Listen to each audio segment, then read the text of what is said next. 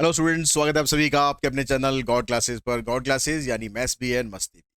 तो बच्चों, कल आपका एग्जाम है और आज आप लोगों की डिमांड पर हम पिछले साल का जो सीबीएसई का सीबीएसई का एनुअल एग्जाम का पेपर है उसको आज हम यहाँ सॉल्व करने जा रहे हैं। जैसा कि आपने कल लाइव क्लास में मेरे से बात करी थी कि सर ये वाला पेपर आप हमें और सॉल्व करा दीजिए, ताकि एक थोड़ा सा आइडिया लगे कि सीबीएसई का पेपर किस तरीके का अब तक आ रहा है और क्या लेवल ऑफ क्वेश्चंस हो सकते हैं, हमें कुछ डरने की ज़रूरत है या नहीं। तो पेपर स्टार्ट करने से पहले आपको बता दूं, किसी को कुछ डरने की ज़रूरत नहीं है। पेपर हमेशा से कोशिश होती है सीबीएसई की कि पेपर मॉडरेट बने, एवरेज पेपर बने। कुछ आसान क्वेश्चन होंगे, कुछ एवरेज होंगे और कुछ थोड़े से ट्रिकी क्वेश्चंस भी हो सकते हैं।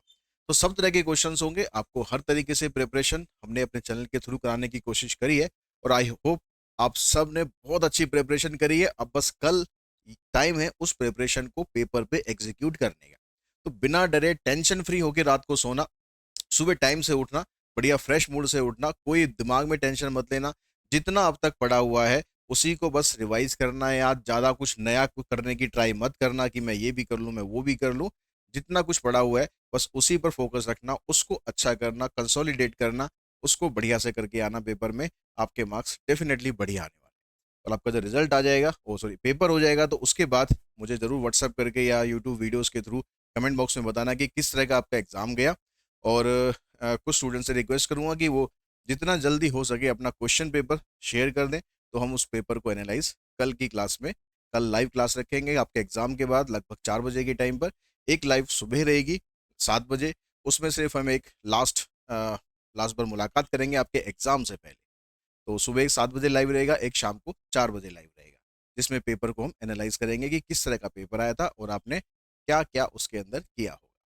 तो स्टार्ट करते हैं आज का जो वीडियो है, उसको स्टार्ट करते हैं। तो इसके सबसे पहले आपके पास इंस्ट्रक्शंस होंगी, वो आप लोगों ने पहले सैंपल पेपर्स में अच्छी तरह से पढ़ रखी होंगी, तो इनको दोबारा रिपीट करने का कोई सा टाइम वेस्ट होगा और कुछ नहीं है।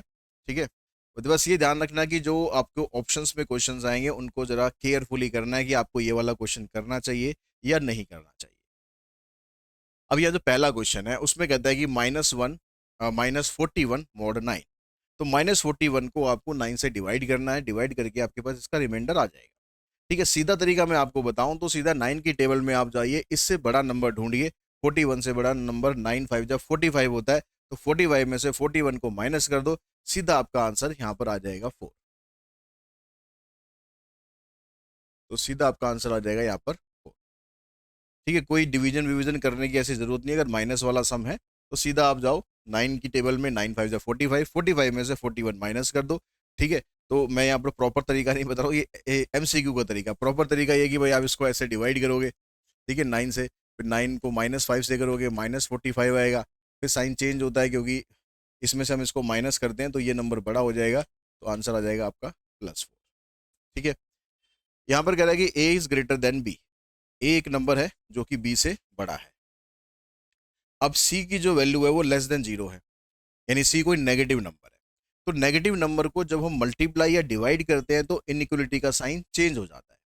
तो यहाँ पर सिर्फ एक केस है हमारा जो मल्टीप्लाई में, ये वाला केस है, लेकिन इसमें साइन आप देख रहे हो कि साइन इसमें चेंज नहीं हुआ, तो मतलब ये तो ऑप्शन आपका रॉन्ग है।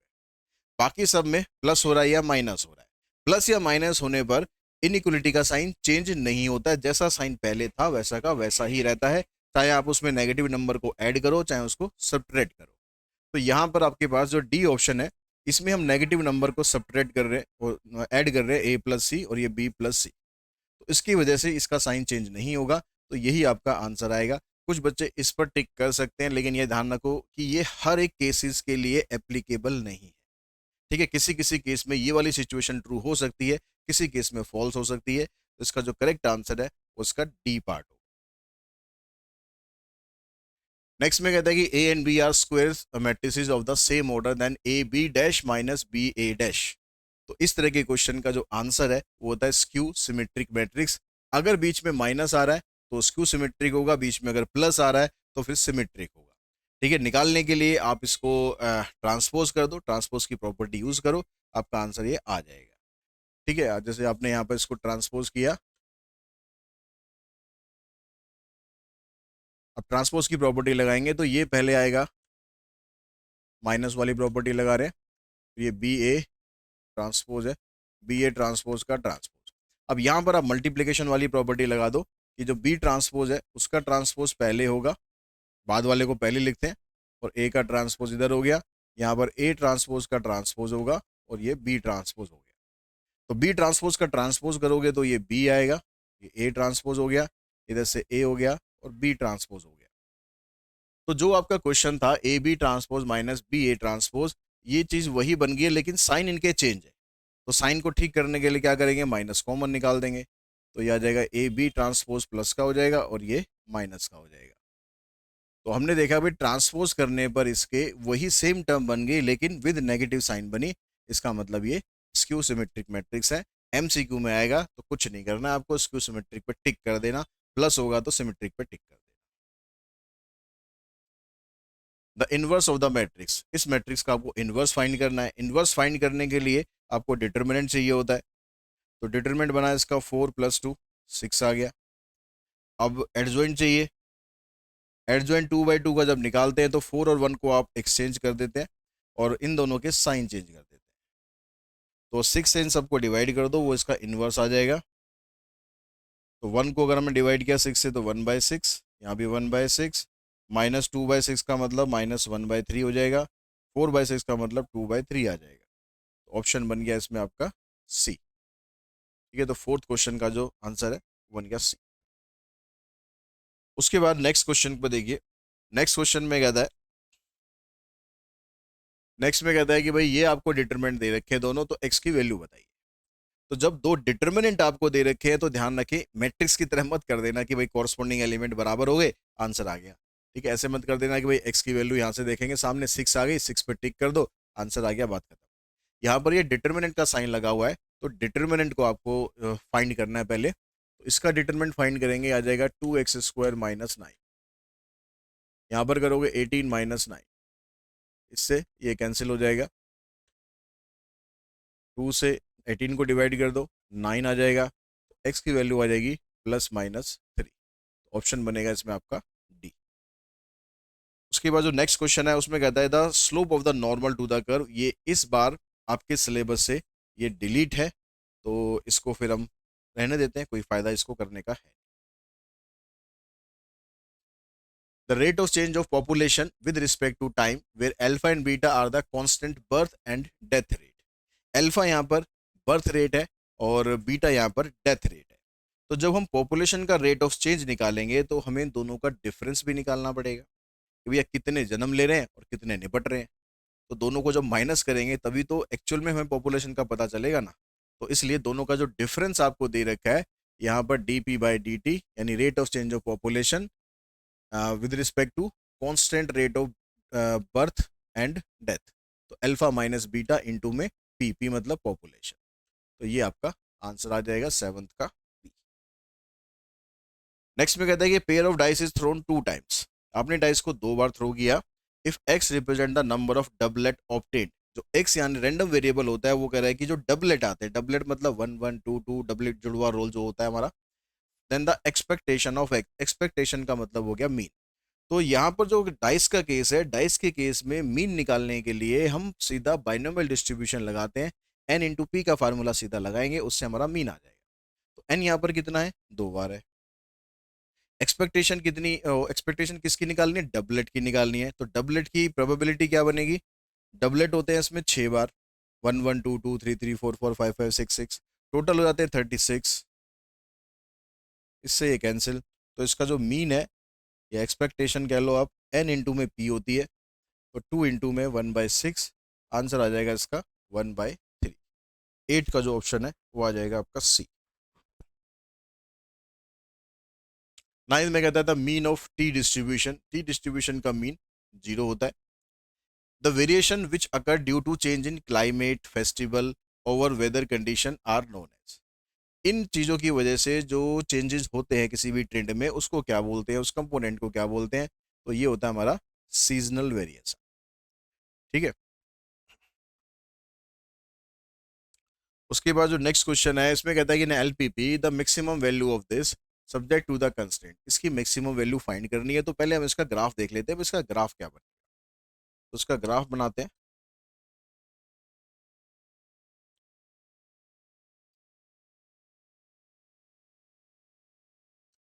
तो यहाँ से देखो x को 0 पुट करते हो तो y 40 आ जाएगा, और y को 0 करते हो तो x 40 आ जाएगा। तो इसकी जो लाइन है आपकी ये आ गई। दूसरा यहाँ पर x को 0 पुट करते हो तो y 30 आ जाएगा, और y को 0 करते हो तो x 60 आ जाएगा। ये आपके पास इसकी लाइन आ गई।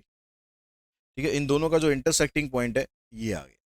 यहाँ पर देखो ये लेस देन का साइन है, ये भी लेस देन का साइन है। जो पॉइंट टेस्ट जब हम करेंगे इसमें, तो 0 लेस देन इक्वल्स टू 40 आएगा, तो स्टेटमेंट ट्रू है। यहाँ भी 0 लेस देन इक्वल्स टू 60 आएगा, तो यहाँ पर भी स्टेटमेंट ट्रू है। तो जब स्टेटमेंट ट्रू होती है तो ओरिजिन की तरफ शेड होता है, तो ये आपका शेडेड पोर्शन। तो पॉइंट आपका 0 30 भी है, 40 0 भी है, ये 0 0 भी है, और एक पॉइंट ये भी है जो इन दोनों का इंटरसेक्टिंग पॉइंट होगा। इन दोनों का इंटरसेक्टिंग पॉइंट निकालने के लिए दोनों इक्वेशंस को हम आपस में सॉल्व कर लेते हैं। तो इस वाली इक्वेशन में से मैं अगर इसको माइनस करता हूं तो देखो x से तो x कट जाएगा, 2y माइनस वाई, वाई आ गया, 60 माइनस 40 20 आ गया।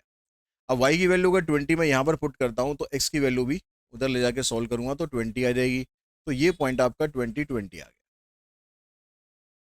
अब आपके पास ये चारों कॉर्नर पॉइंट आ गए, इन चारों को डालकर देखोगे इनमें से मैक्सिमम वैल्यू किसकी आ रही है। तो सबसे पहले आप इसी को चेक कर लो भाई। 20 जेड कितना है यहाँ पर, जेड इसका ये है 3x प्लस में 4y। तो अगर मैं x की जगह 20 डालता हूँ तो 3 इंटू 20, और y की जगह भी 20 डालता हूँ तो ये 60 आ गया, और ये 80 आ गया, ये हो गया 140। 140 ऑप्शन में भी है। ठीक है, फिर भी बाकी भी चेक कर लेना एक बार। 40 जीरो को डालते हैं यहाँ पर, तो 40 थी 120, 120 आएगी वैल्यू। 0 30 को डालते हैं तो 30 को यहाँ पर 4 से मल्टीप्लाई करेंगे, ये भी 120 आएगी। 0 0 से 0 आएगी, तो सबसे बड़ी वैल्यू आपकी 140 आ रही है। तो 11th का ऑप्शन बनेगा आपका बी। नेक्स्ट में कहता है the present value of sequence of payment. Sequence of payment, बहुत से बच्चों को ना इसमें कंफ्यूजन रहती है कि सर आर क्या है या पी क्या है, पता नहीं चल पाता। तो क्वेश्चन को थोड़ा ध्यान से रीड करो। तो ये बोल रहा है जैसे सीक्वेंस ऑफ पेमेंट, तो जो सीक्वेंस ऑफ पेमेंट है यही आपका आर होता है। ठीक है, ये जो सीक्वेंस ऑफ पेमेंट है ये आपका आर होता है। प्रेजेंट वैल्यू आपको निकालनी है। कह रहा है made at the end of every year, हर साल के एंड में पेमेंट होती है, मतलब परपेचुटी ऑफ टाइप 1 है, and continuing for ever if the money is worth 5% compounded annually. आई आपको दे रखा है 5%। तो फार्मूला इसका क्या होता है प्रेजेंट वैल्यू का, आर अपॉन आई। आर की जगह आप 100 पुट कर दो, आई हो जाएगा 5 अपॉन में 100 करने की बजाय सीधा उसको ऊपर लिख देना, 5 से ये कट जाएगा, आंसर आ जाएगा आपका 2000। तो प्रेजेंट वैल्यू आ जाएगी इसकी 2000। नेक्स्ट में कहता है the demand function of a monopolist is given by this. ये इसका डिमांड फंक्शन आपको दे रखा है, where x is the number of unit demanded and p is the price per unit, the marginal revenue when 2 unit are sold. कोई marginal value कैसे हम निकालते हैं, मार्जिनल के आगे जो भी वर्ड लगा हुआ है उसका डेरिवेटिव कर दो, वो मार्जिनल वैल्यू हो जाती है। तो मार्जिनल रेवेन्यू आपको निकालना है, तो आपको रेवेन्यू का डेरिवेटिव करना पड़ेगा। लेकिन रेवेन्यू आपको दिया तो नहीं है, तो पहले रेवेन्यू भी बनाना पड़ेगा। तो रेवेन्यू कैसे बनाएंगे हम, रेवेन्यू होता है p इंटू में x। तो p आपको ये दे रखा है, इसमें x मल्टीप्लाई कर दो, 30x 5x square minus 3x cube, ये आपका बन गया रेवेन्यू फंक्शन। अब इसका आप डेरिवेटिव कर दो, तो डेरिवेटिव करना है आपको रेवेन्यू का। ठीक है, इसका डेरिवेटिव करेंगे 30x का तो 30 आ जाएगा, 5x स्क्वायर का हो गया 10x माइनस 9x स्क्वायर। अब ये कह रहा है कि भाई 2 यूनिट आपने सेल करी है, तो x की जगह पर 2 पुट कर दो, क्योंकि वो आपका x हो गया यहाँ पर 30, 10 इंटू में 2 माइनस 9 इंटू में 2 का स्क्वायर। तो 30 हो गया, 20 हो गया, 50, तो ये हो गया, ये हो गया 4 नेम 36, माइनस कर दोगे आ जाएगा 14। ऑप्शन आ जाएगा 13 का डी। 14 में देखो कहता है the cost function and the revenue function of X item are this and this. Cost भी दे रखा है, रेवेन्यू भी दे रखा है, then the value of X for the maximum profit.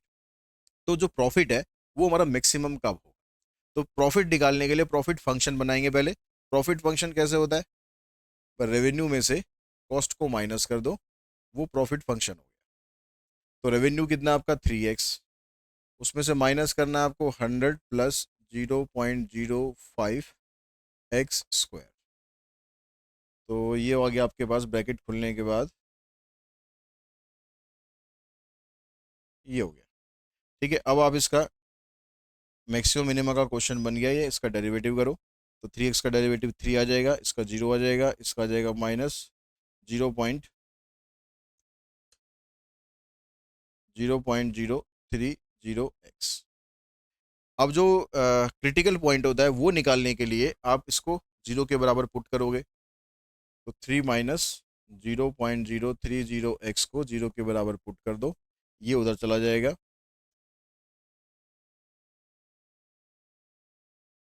3 equals to 0.03x। Decimal के बाद 0 लिखो या मत लिखो, डेसिमल हटाओ, ये 100 आ जाएगा, इससे कैंसिल, x की वैल्यू आ गई 100।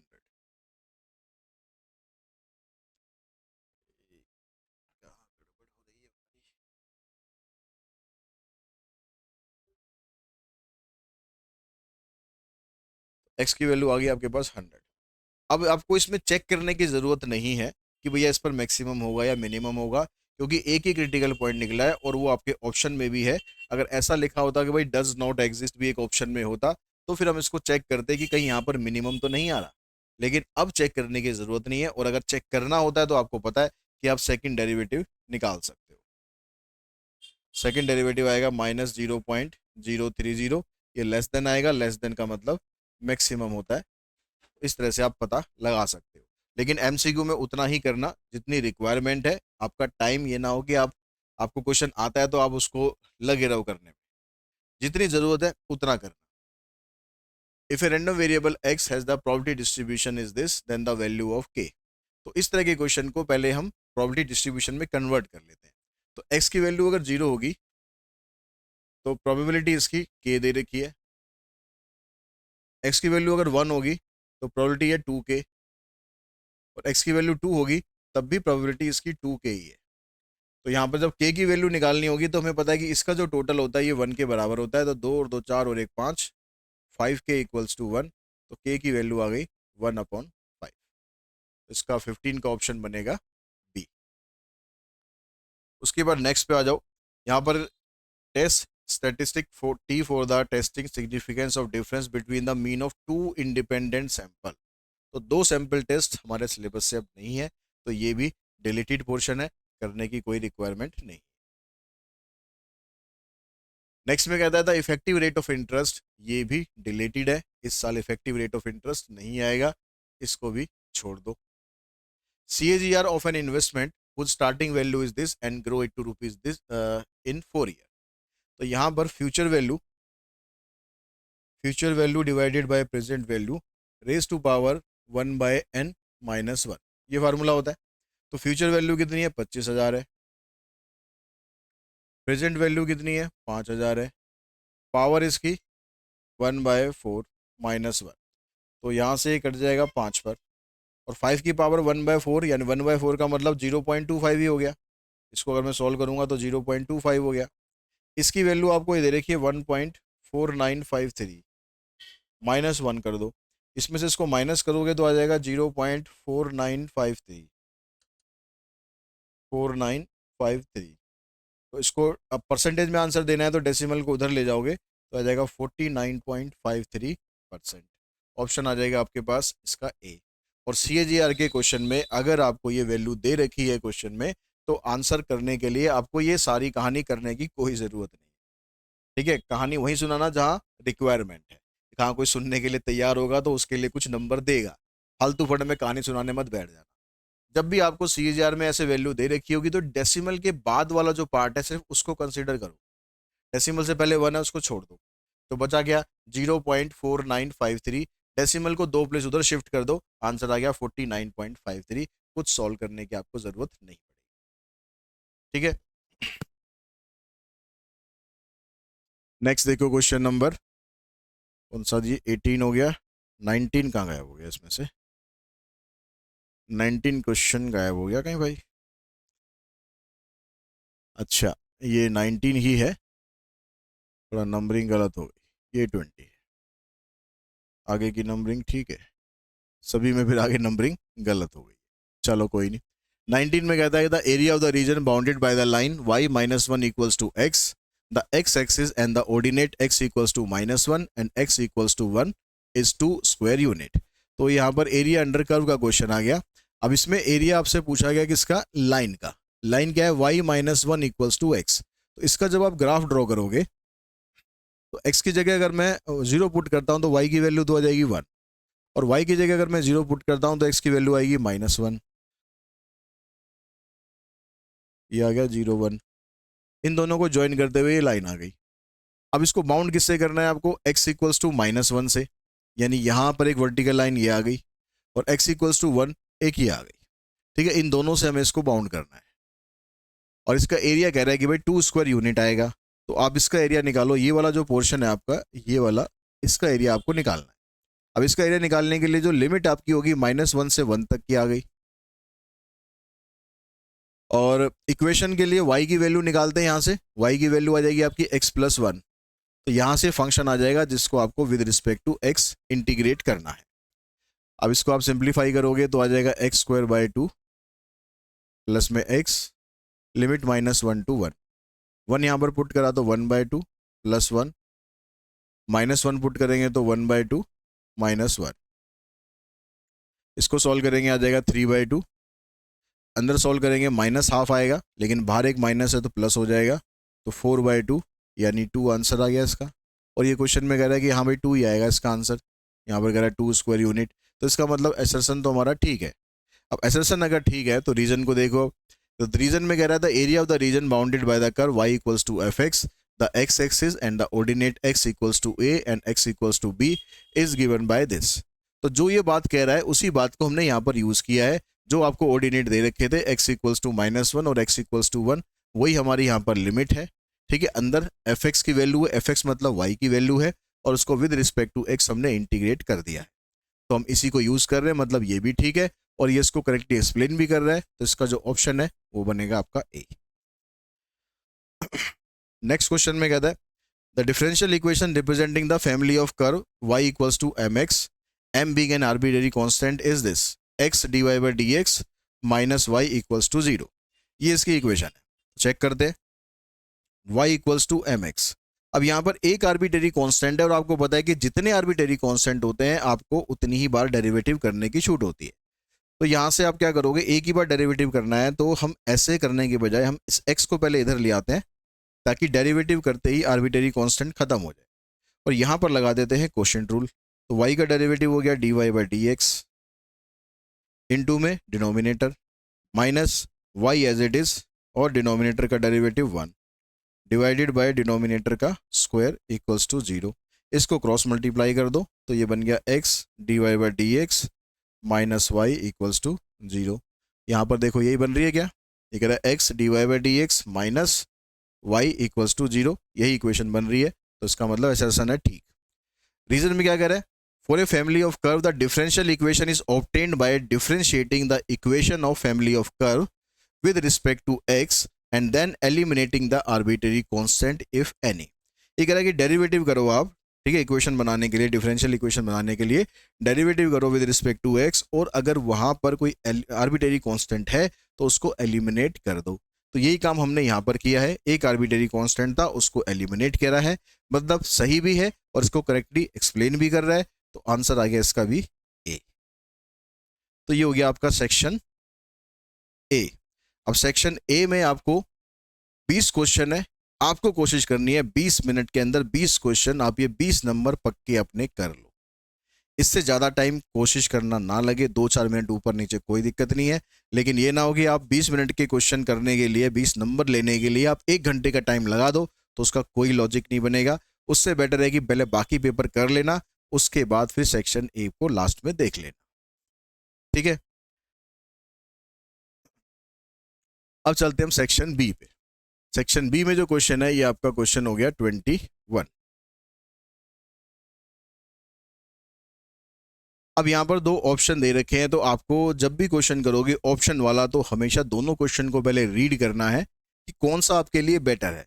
जैसे पहले में क्या कह रहा था, cost of type 1 sugar is this, type 2 sugar is this, if both type 1 and sugar type are mixed in the ratio this then find the price per KG of the mixer. तो सीधा सीधा question है, कुछ complicated नहीं है, तो इसको भी हम कर सकते हैं।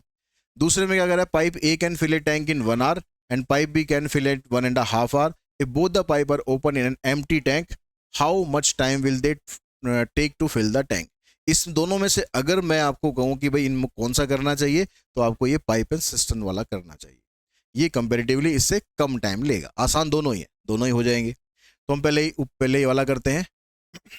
इसमें कह रहा है कि भाई शुगर जो आपके पास है, एक शुगर 25 रुपए की है, दूसरी शुगर 35 रुपए की है, और इन दोनों को हमने 3 और 2 की रेशो में मिक्स किया है।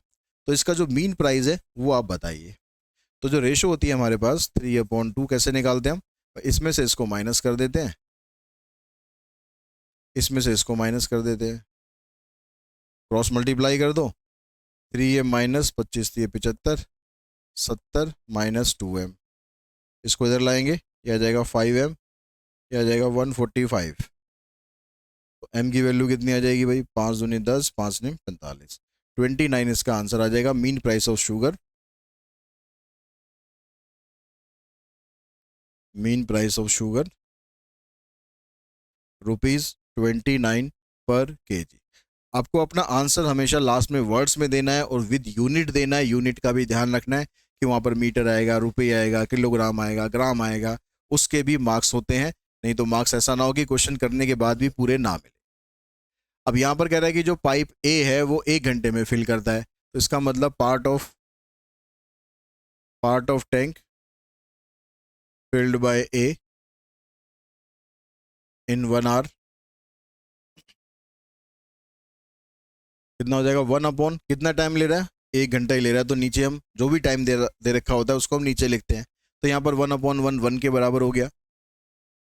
And part of the tank filled by pipe B in 1 hour, ये कितना टाइम ले रहा था? 1.5। तो 1.5 का मतलब क्या होता है? 3/2। तो यहाँ आ जाएगा 1/3/2। इस 2 को ऊपर ले जाना मतलब 2/3।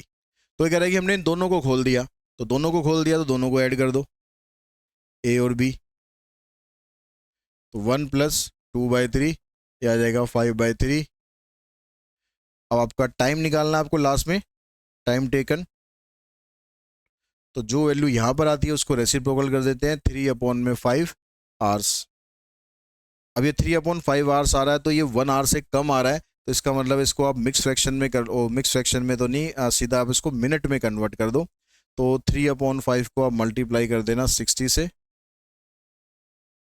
तो आंसर आ जाएगा 36 मिनट। तो 36 मिनट के अंदर आप इसको पूरा का पूरा टैंक को फिल कर सकते हो। नेक्स्ट क्वेश्चन है 22। इसमें कहता है कि boat goes 3.5 kilometre upstream and then returns.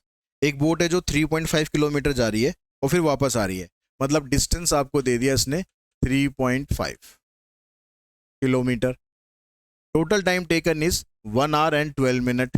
Total time मतलब आने और जाने में जो टाइम लगा वो कितना है? 1 घंटे 12 मिनट। तो 1 घंटे तो ठीक है, 12 मिनट को कर दो आप आवर्स में, तो 12 पंजे 60, यानी 6/5 hour. If the speed of the current is 1 kilometre per hour, speed of current को हम डिनोट करते हैं वाई से। Find the speed of boat in still water, तो स्टिल वाटर की स्पीड निकालनी है। तो ये क्वेश्चन जो डिस्टेंस आपको दे रखा होता है तो आपको सीधा सीधा इसका फार्मूला दे रखा है, t=2 में d into x² minus y² and divided by 2x। तो डिस्टेंस आपके पास 3.5 है, टाइम इसका 6/5 है, x आपको निकालना है, y की वैल्यू कितनी थी यहाँ पर? 1 डिवाइडेड बाय 2x। इसका डेसिमल आप हटा दो, ये 5 7 35, 5 दूनी 10, 2 से ये 2 काट दो, तो ये इधर आगे मल्टीप्लाई हो जाएगा, 5 7 35 x, ये इधर मल्टीप्लाई कर दो 6x² माइनस 6, इसको भी इधर लेके जाओ, ये आपके पास इक्वेशन आ गई। अब इसको स्प्लिटिंग मिडिल टर्म कर दो, मल्टीप्लाई करने पर आना चाहिए -36। तो मल्टीप्लाई करने पर -36 आएगा कब? जब आप 36 को 1 से मल्टीप्लाई करोगे, और इन दोनों को सॉल्व करने पर -35 भी आ जाएगा। 6x कॉमन निकालो, यहाँ से 1 कॉमन आ गया, एक फैक्टर हमारे पास आ रहा है 6x + 1, दूसरा फैक्टर आएगा x - 6।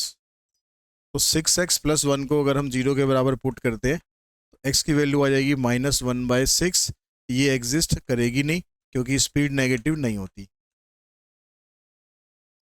दूसरा जो फैक्टर है x-6, ये 0 पुट करते हैं तो यहाँ से x की वैल्यू आ जाएगी 6 किलोमीटर पर आवर, यानी speed of boat in still water is 6 kilometre per our. इस तरह से वर्ड्स में अपना आंसर जरूर आपको देना है।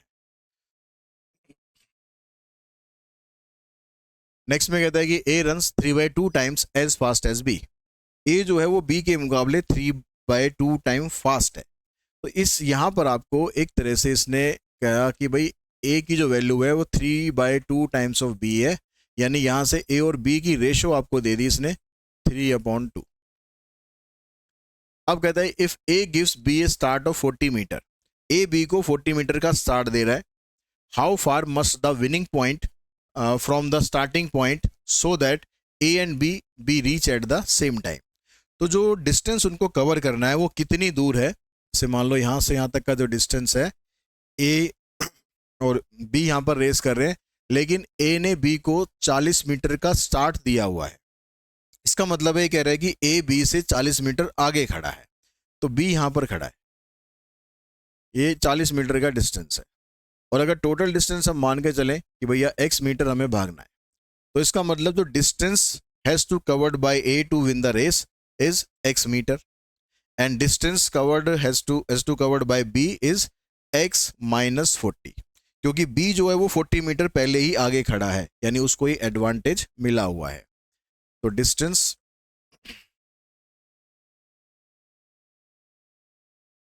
Has to cover by A, let कर देना क्योंकि अभी x हमें निकालना है, and distance has to cover by b, यह आ जाएगा x-40। तो दोनों की रेशो आपको दे ही रखी है उसने, a की जगह आप x पुट कर दो, b की जगह x-40 कर दो, यह आ जाएगा 3/2, क्रॉस मल्टीप्लाई करो, -x इक्वल्स टू -120, x की वैल्यू आ जाएगी 120 मीटर, यानी लेंथ ऑफ रेस कोर्स आ जाएगा 120 मीटर। नेक्स्ट क्वेश्चन है आपके पास, ये था क्वेश्चन 22, ये था 23, अब है ये 24। तो 24th क्वेश्चन है इसमें ये इसका ऑप्शन में एक क्वेश्चन ये दे रखा है, फाइंड बी ए नहीं, अच्छा ये अलग क्वेश्चन है, ये अलग क्वेश्चन है।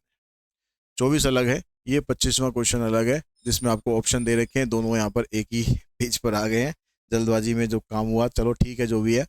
इसमें वैसे 24 में करना भी कुछ नहीं, आपको बी ए निकालना है, मतलब बी को ए से मल्टीप्लाई करना है। तो आप क्या करेंगे, बी को ए से मल्टीप्लाई करना है, तो पहले मैट्रिक्स बी लिखेंगे, 1 1 -5 -5 1 -5 1 -2 एंड 4, और फिर आप ए लिखेंगे 2 0 1 3 4 5 0 2 3, इनको मल्टीप्लाई करके बस लिख देना, वो आंसर आ जाएगा। तो 1 × 2 2 आ गया। अब क्योंकि 2 नंबर का क्वेश्चन है तो थोड़ा 1-2 स्टेप लिख देना यार, ठीक है, नहीं तो नाराज हो जाएगा एग्जामिनर, सीधा आंसर दे दिया।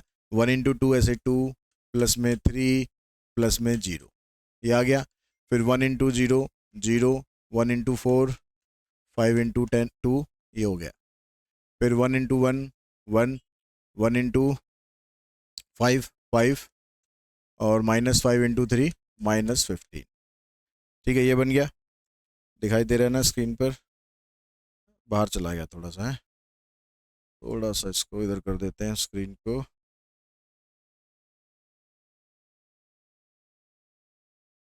अब दिखाई दे रहा है।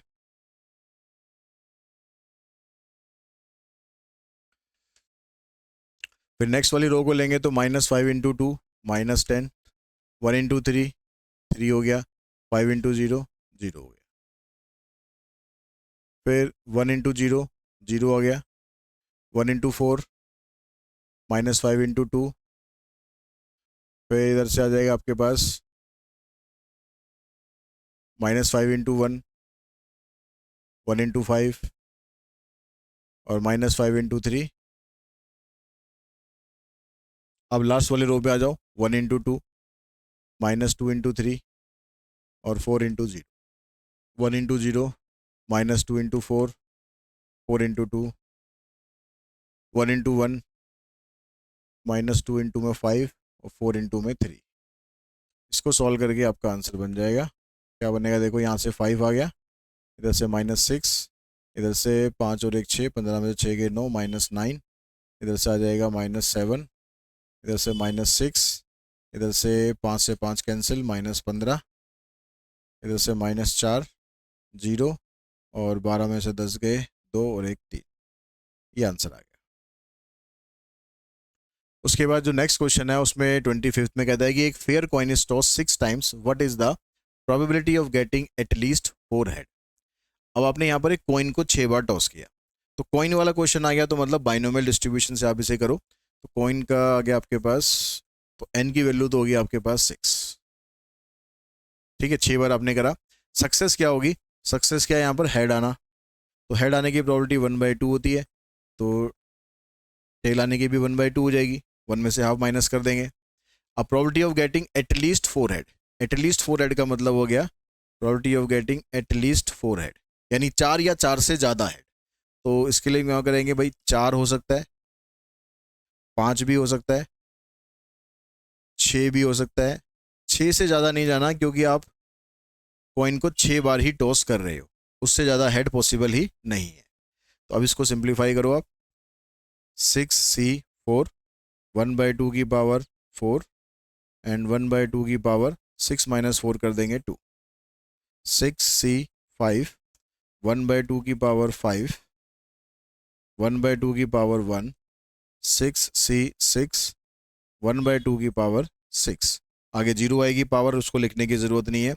6c4 को अगर आप सॉल्व करोगे तो ये आ जाएगा आपके पास 15, ये 1/2 की पावर 6 आ जाएगा। 65 को आप सॉल्व करेंगे,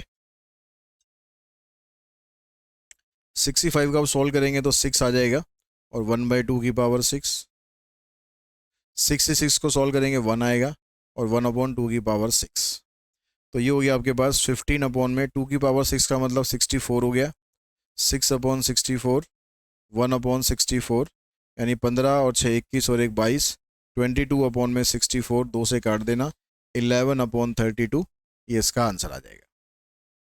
इसके जो ऑप्शन में क्वेश्चन था वो भी आसानी क्वेश्चन है। उसमें क्या कह रहा है कि भाई mean of a normal variate x is 9। Mean आपको दे रखा है इसका, ऑप्शन वाले क्वेश्चन का मीन आपको दे रखा है 9, स्टैंडर्ड डेविएशन दे रखा है 3। कह रहा find the Z score of the data point 15। जो डाटा पॉइंट होता है इसका मतलब वो एक्स की वैल्यू होती है। तो इफ एक्स इक्वल्स टू 15 तो जेड निकालेंगे। तो जेड की वैल्यू क्या होती है, formula x minus mu divided by standard deviation. तो जेड कितना आ जाएगा, एक्स की जगह 15 हो गया, म्यू की जगह 9 डिवाइडेड बाय 3, 6/3, यानी आंसर आ गया इसका 2। फिर सेकंड पार्ट में कहता है डाटा पॉइंट निकालना है, जेड स्कोर 4 है, तो जेड की वैल्यू 4 है। अब आप फार्मूले में जेड की जगह 4 रखो, एक्स निकालना है, ये 9 आ गया अपॉन में 3, तो 3 चौक 12, एक्स माइनस 9, एक्स की वैल्यू आ जाएगी 21। तो ये आपका आंसर आ जाएगा क्वेश्चन नंबर 25। अब चलते हैं सेक्शन सी पर। तो सेक्शन सी के अंदर जो क्वेश्चन है 3 नंबर के क्वेश्चन आपके पास है इसमें, ठीक है। तो ये पहला क्वेश्चन हुआ, इसमें क्वेश्चन नंबर 26 होगा। इसमें कह रहा find the unit digit in 7^295। तो इस तरह के क्वेश्चन करने में अक्सर आपको पावर में दिक्कत आती है कि पावर कैसे स्टार्ट करें। तो यहाँ पर 7 की पावर दे रखी है, तो आप देखोगे भाई 7 की पावर अगर मैं 1 रखता हूँ तो 7 आ गया, 7 की पावर 2 रखता हूँ तो 49 आ गया, 7 की पावर में 3 रखता हूँ तो 343 आ गया। इससे ज़्यादा की टेबल मान लो मुझे नहीं आती, इतनी तो सभी को आती होगी यार टेबल। अब यहाँ पर यूनिट डिजिट निकालनी है, तो हमें इन सबका मॉड 10 निकालना है। यानी हम ये देखते हैं कि भाई 10 से अगर हम इनको डिवाइड करें तो इनका जो रिमाइंडर है वो क्या आएगा। तो 10 से अगर मैं इसको डिवाइड करूंगा तो रिमाइंडर 7 आएगा, इसको डिवाइड करूंगा तो 9 आएगा, इसको डिवाइड करूंगा तो 3 आएगा। लेकिन मेरे को कोशिश ये करनी है कि रिमाइंडर मेरा किसी तरह से 1 या -1 आ जाए, ताकि क्वेश्चन मेरा थोड़ा स्मूथ हो जाए, मतलब ईजी हो जाए क्वेश्चन। तो यहाँ पर जो रिमाइंडर आए हुए हैं इनको अगर मैं माइनस वाली अप्रोच से लिखूं,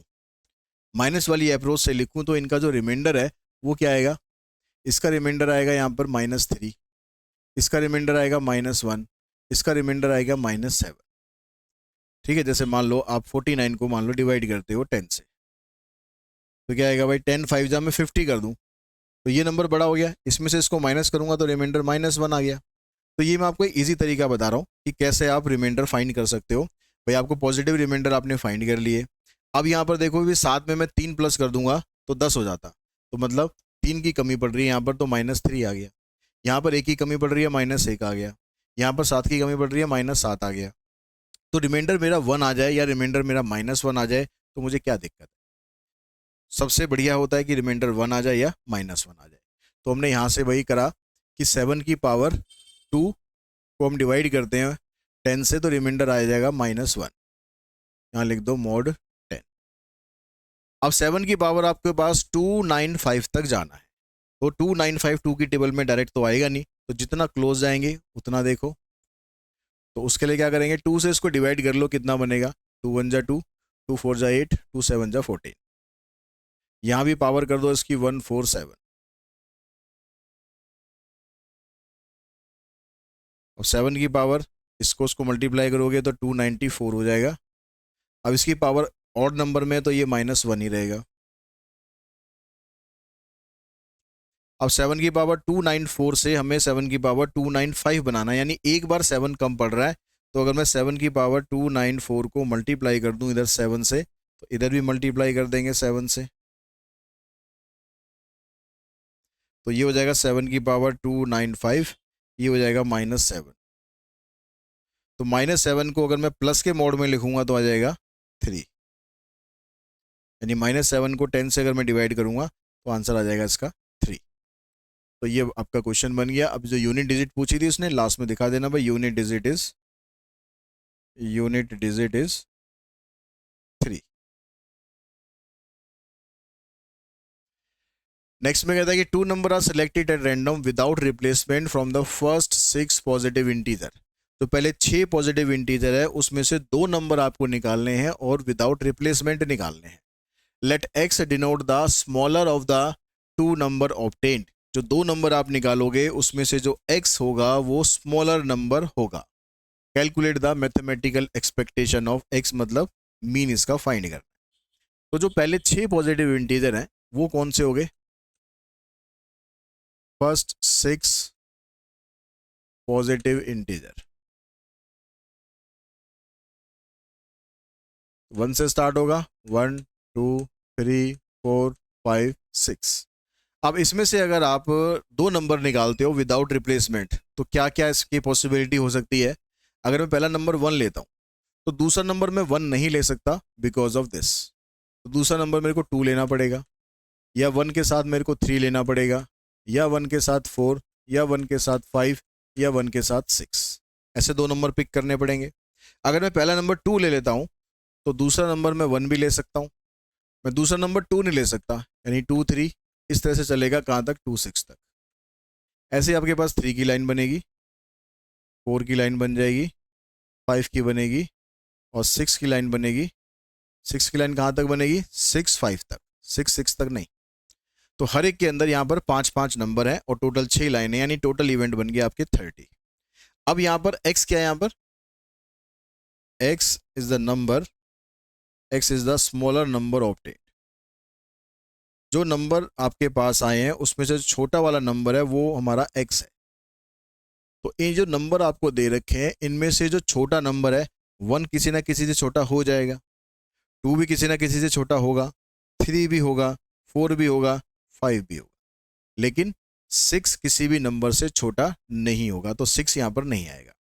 तो ये तो बन गया आपका x, फिर बनाओ आप px। तो अब इसकी प्रोबेबिलिटी क्या आएगी, 1 देखो कहाँ कहाँ पर छोटा नंबर बन रहा है। तो अगर मैं 1 2 लेता हूँ, 1 3 लेता हूँ, 1 4 लेता हूँ, 1 5 लेता हूँ, 1 6 लेता हूँ, इन सभी में 1 छोटा नंबर है, तो 5 तो ये हो गए। 5 के बाद फिर 2 1, ठीक है, 6 7 8 9 10, 10 बार ऐसा होगा जब 1 एक छोटा नंबर का काम कर रहा है, तो यह आ जाएगा 10/30। 2 अगर आप काउंट करोगे तो 2 आ जाएगा 8 बार, 3 काउंट करोगे आएगा 6 बार, 4 काउंट करोगे आएगा 4 बार, 5 काउंट करोगे आएगा 2 बार। 5 कहाँ पर आएगा? जब 5 6 होगा और 6 5 होगा, तो वहाँ पर 5 छोटा हो जाएगा।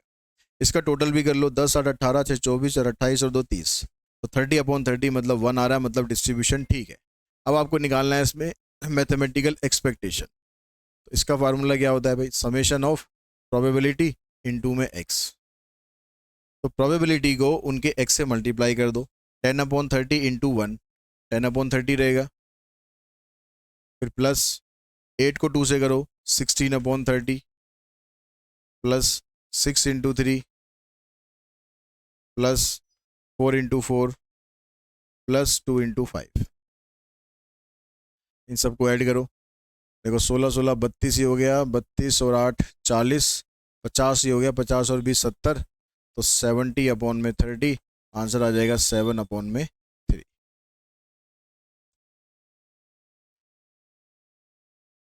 इसको मिक्स फ्रैक्शन में लिखना चाहो लिख दो, नहीं ऐसे भी छोड़ दोगे कोई दिक्कत नहीं है, मीन है। नेक्स्ट क्वेश्चन हो गया आपके पास, ये होगा क्वेश्चन नंबर आपका, ये था 26, ये 27 हुआ, ये 28। अब इसमें भी आपको ऑप्शन में दे रखा है, कह रहा है the mean and the variance of binomial distribution are this, और यहाँ पर कह रहा है the mortality rate for a certain disease is this, using Poisson distribution calculate the probability for 2 death in a group of 400 people. तो दोनों question almost same ही है, कोई सा भी चूज आप कर सकते हो, मतलब लेवल क्वेश्चन का टाइम टेकिंग तो दोनों क्वेश्चन का ऑलमोस्ट सेम है। तो पहले में कह रहा है कि भाई मीन की जो वैल्यू है वो दे रखी है आपको 4/3। तो बाइनोमियल डिस्ट्रीब्यूशन में जो मीन होता है ये होता है n इंटू पी, ये आपको दिया 4/3, और जो वेरिएंस होता है ये दे रखा है आपको 8/9, वेरिएंस इसमें होता है एन पी क्यू, ये 8/9। तो ऐसा कोई क्वेश्चन जिसमें ये दोनों टर्म्स आपको दे रखी होती हैं, तो आप क्या करो, इनको आपस में डिवाइड कर लो, ऊपर एन पी क्यू को लिख लो, नीचे एन पी को लिख लो, इधर से 8/9 ऊपर आ जाएगा, इधर से 4/3 आ जाएगा, इधर से ये कैंसिल, 3 से ये कैंसिल, 4 से ये कैंसिल, तो Q की वैल्यू आपको मिल जाएगी 2/3। इसी की हेल्प से आप P की वैल्यू निकालो, 1 माइनस 2/3 यानी 1/3। इस वैल्यू को पुट कर दो यहाँ पर, तो n इंटू 1/3 इक्वल्स टू 4/3, 3 से 3 कैंसिल, तो n की वैल्यू आपको मिल गई 4।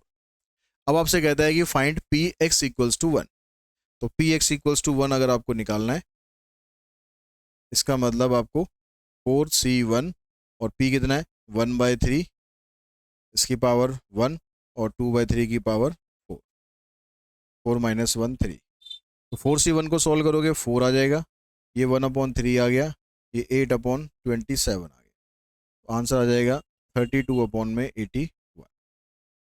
ठीक है, मैं यहाँ पर सॉल्व करते हुए फार्मूलाज नहीं लिख रहा हूँ, आपको जब भी क्वेश्चन करोगे, कोई भी क्वेश्चन करोगे, उसमें जो फार्मूला अगर यूज हो रहा है, फार्मूला आपको जरूर जरूर जरूर लिखना है, उसके भी नंबर होते हैं मार्किंग स्कीम में अलग से। फार्मूला लिख दिया, आधा नंबर पक्के, आगे चीजें चाहे गलत हो लेकिन वो आपके आधा नंबर तो आपको मिलेंगे मिलेंगे। इसका जो बी पार्ट है, पॉइजन डिस्ट्रीब्यूशन का क्वेश्चन हो गया। नॉर्मली ऐसा होता था कि पॉइजन और नॉर्मल ये दोनों ऑप्शन में आते थे, लेकिन इस बार पहले हमने देखा था नॉर्मल उसके साथ प्रोबेबिलिटी वाले नॉर्मल क्वेश्चन के साथ ही आया था ऑप्शन में, यहाँ पर पॉइजन इसके साथ ऑप्शन में आ गया बाइनोमियल के साथ। The mortality rate for a certain disease is this, तो मोर्टेलिटी रेट आपको ये दे रखा है, using Poisson distribution calculate the probability for 2 death in a group of 400 people.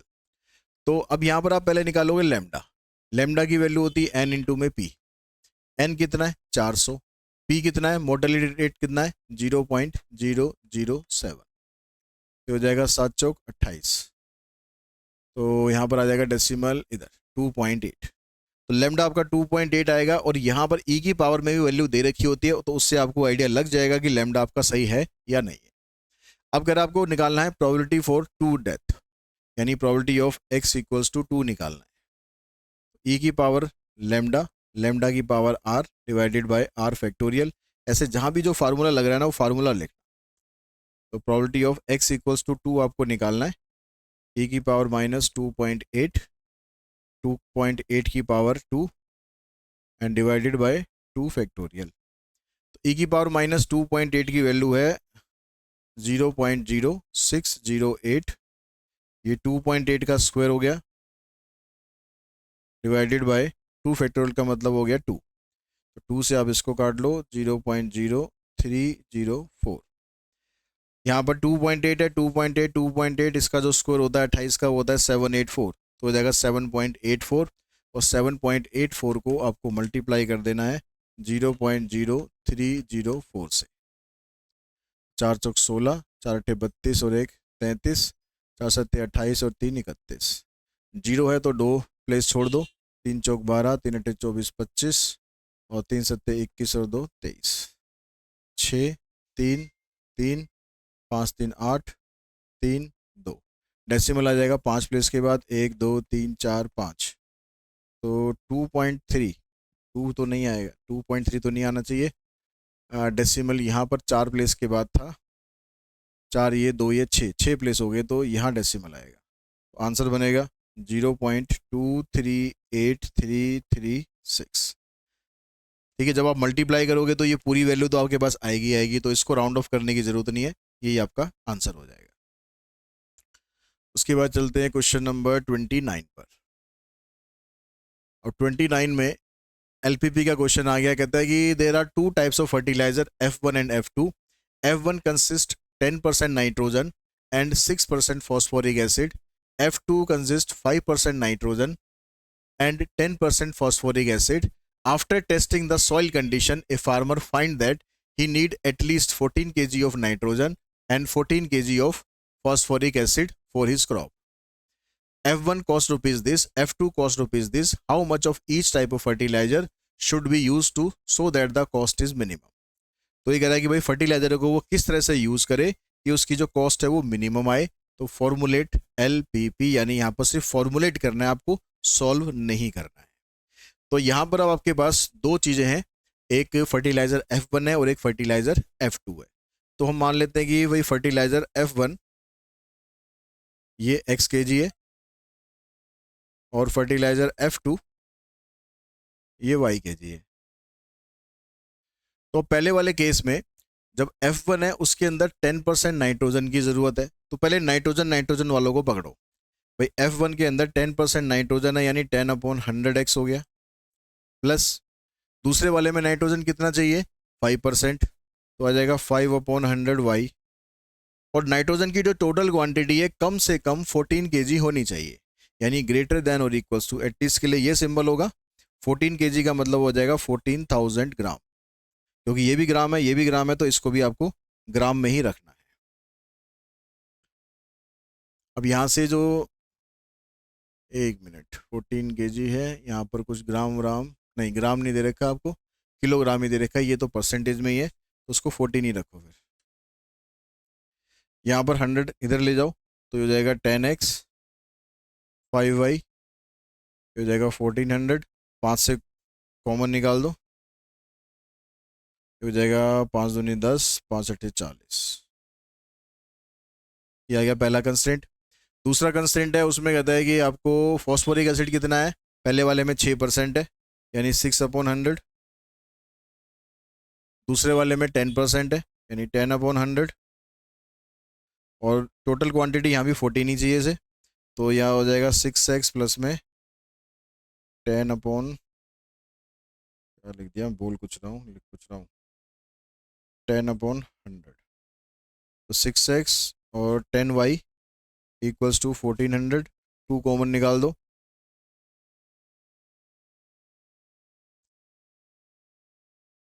ये सेकंड कंस्टेंट आ गया। इसके अलावा जो कंस्टेंट इसमें x और y हम बनाते हैं, यहाँ बना देता हूँ मैं, नीचे दिखेगा नहीं, x की value greater than equals to 0, y की value greater than equals to 0, तो ये आपका थर्ड कंस्टेंट हो गए।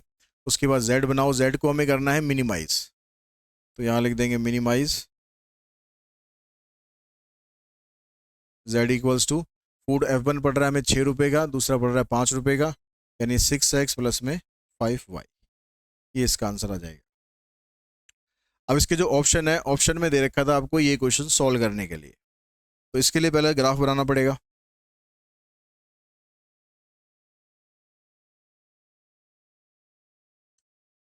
तो पहला वाला जो कंस्ट्रेंट है इसमें, ये वाला, इसमें x को 0 करते हो तो y आ जाएगा 18,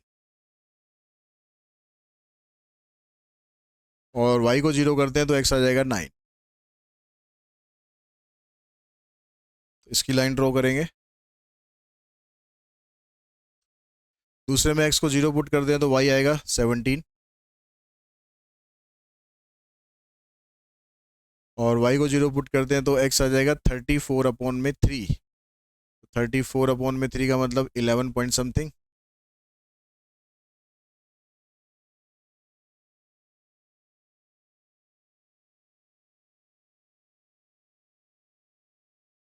ये हो गया। अब दोनों में देखो साइन यहाँ भी लेस देन का है, यहाँ भी लेस देन का है, तो जो पॉइंट टेस्ट करोगे आप उसमें आ जाएगा 0 less than equals to 18, statement true आएगी। 0 less than equals to 34, statement ये भी ट्रू आएगी। तो इसका जो शेडिड पोर्शन है वो ओरिजिन की तरफ हो गया, तो उसके कॉर्नर पॉइंट ये भी मिल गया, ये भी मिल गया, ये भी मिल गया, एक ये वाला पॉइंट रह गया, इसको निकाल लेते हैं इन दोनों इक्वेशन को सॉल्व करके। तो पहले वाली इक्वेशन को 2 से मल्टीप्लाई कर लो आप, ग्राफ से भी आप इसके इंटरसेक्टिंग पॉइंट निकाल सकते हो। पहली इक्वेशन को 2 से मल्टीप्लाई करेंगे तो 4x आ जाएगा, 2y आ जाएगा, ये 36, 3x 2y 34, साइन हो गया चेंज, यहाँ आ जाएगा x, यहाँ आ जाएगा 2। तो x की वैल्यू अगर 2 है उसको यहाँ पहले वाले में डालोगे तो 2 2 जा 4, 4 को वहाँ ले जाके माइनस कर दोगे, आ जाएगा 14। तो y की वैल्यू आ जाएगी 14। तो इसके पास कॉर्नर पॉइंट आ गए और z दे रखा है 50x प्लस में 30y। कॉर्नर पॉइंट एक तो 0 17 है, एक 0 0 हो जाएगा, 9 0 और 2 14। 17 यहाँ पुट करोगे 17 3 51, 0 पुट करोगे 0 रहेगा, 9 यहाँ पर डालोगे 9 पंजे 45, 2 से इसको करोगे 100, ये हो गया 14 42, 420 और 100 यानी 520।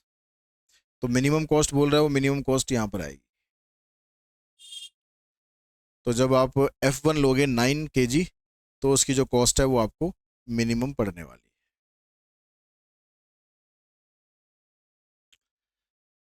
नेक्स्ट देखिए क्वेश्चन नंबर 30। 30 में कहता है कि machinist is making engine part with axle diameter of 0.7 inch. एक मशीनिस्ट है जिसके पास इंजन पार्ट 0.7 इंच का है।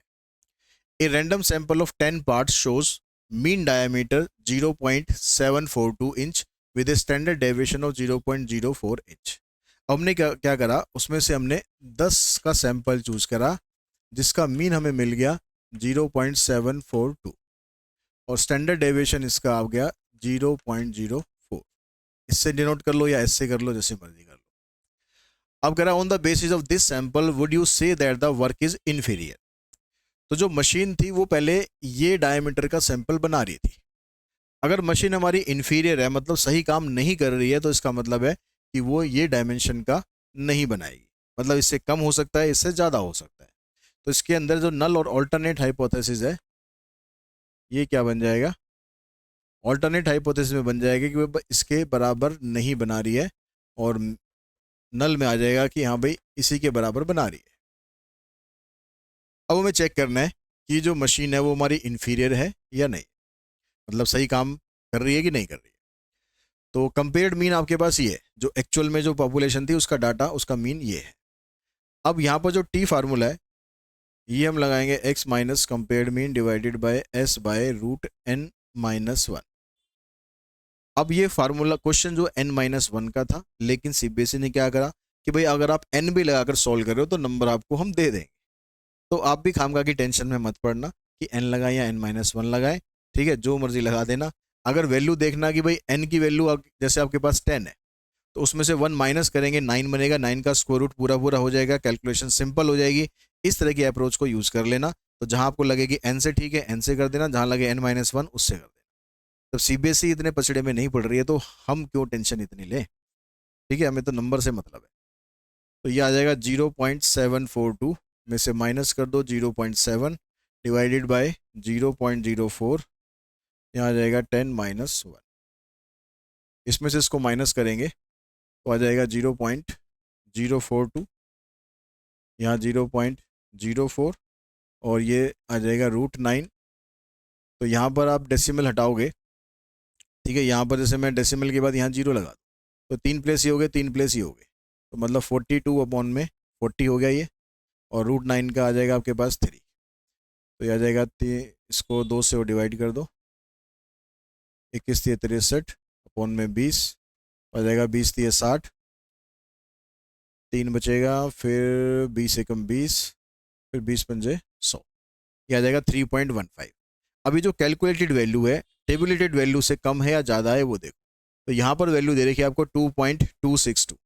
तो इसकी जो मॉड वैल्यू है, चाहे ये नेगेटिव है चाहे ये पॉजिटिव है, इसकी आपको मॉड वैल्यू देखनी है, ये इस वाली वैल्यू से ज़्यादा है। तो ज़्यादा का मतलब है कि नल हाइपोथेसिस रिजेक्ट हो गया। तो ये अगर रिजेक्ट हो गया, ये रिजेक्ट हो गया, तो ये एक्सेप्ट हुआ। ये एक्सेप्ट होने का मतलब है कि 0.7 के बराबर चीज़ें नहीं बन रही हैं। इसका मतलब है हमारी जो मशीन है वो इन्फीरियर काम कर रही है। हम लिखेंगे यस, वर्क इज इन्फीरियर।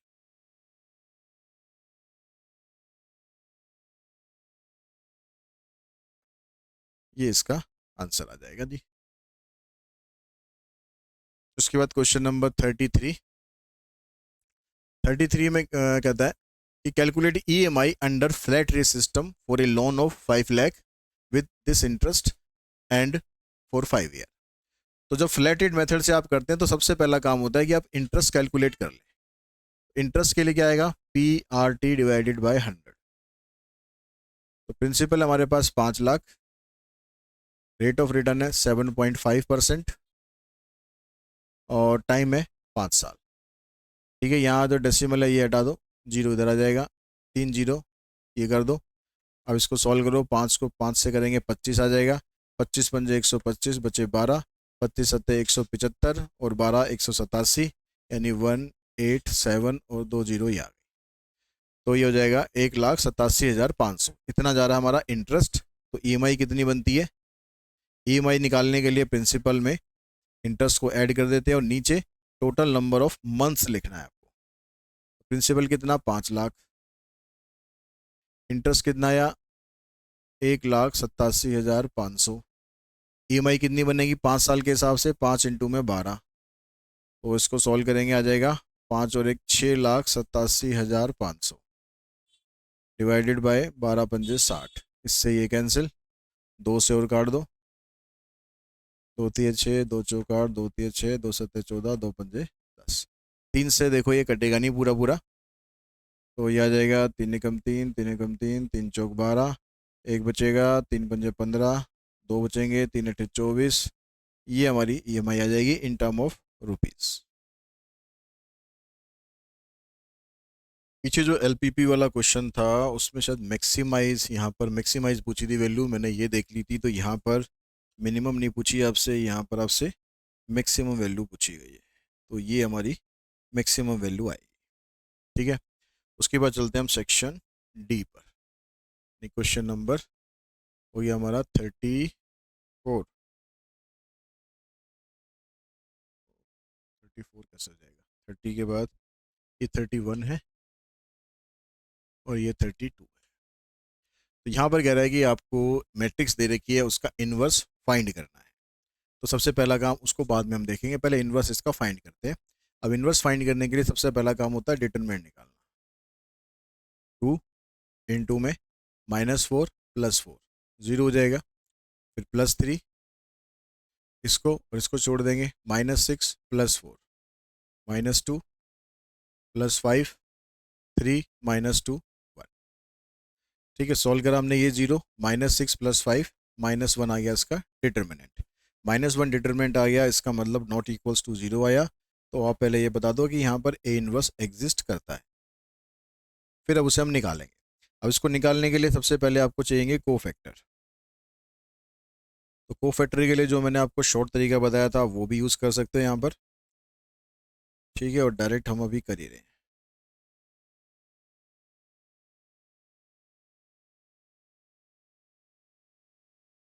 तो जो आपने ये ब्रैकेट के अंदर वैल्यू निकाली है, ये कोफैक्टर ये पहले इसकी 0 आ गया यहाँ पर, यहाँ -2 आया, साइन चेंज हो जाएगा, यहाँ 1 आ गया।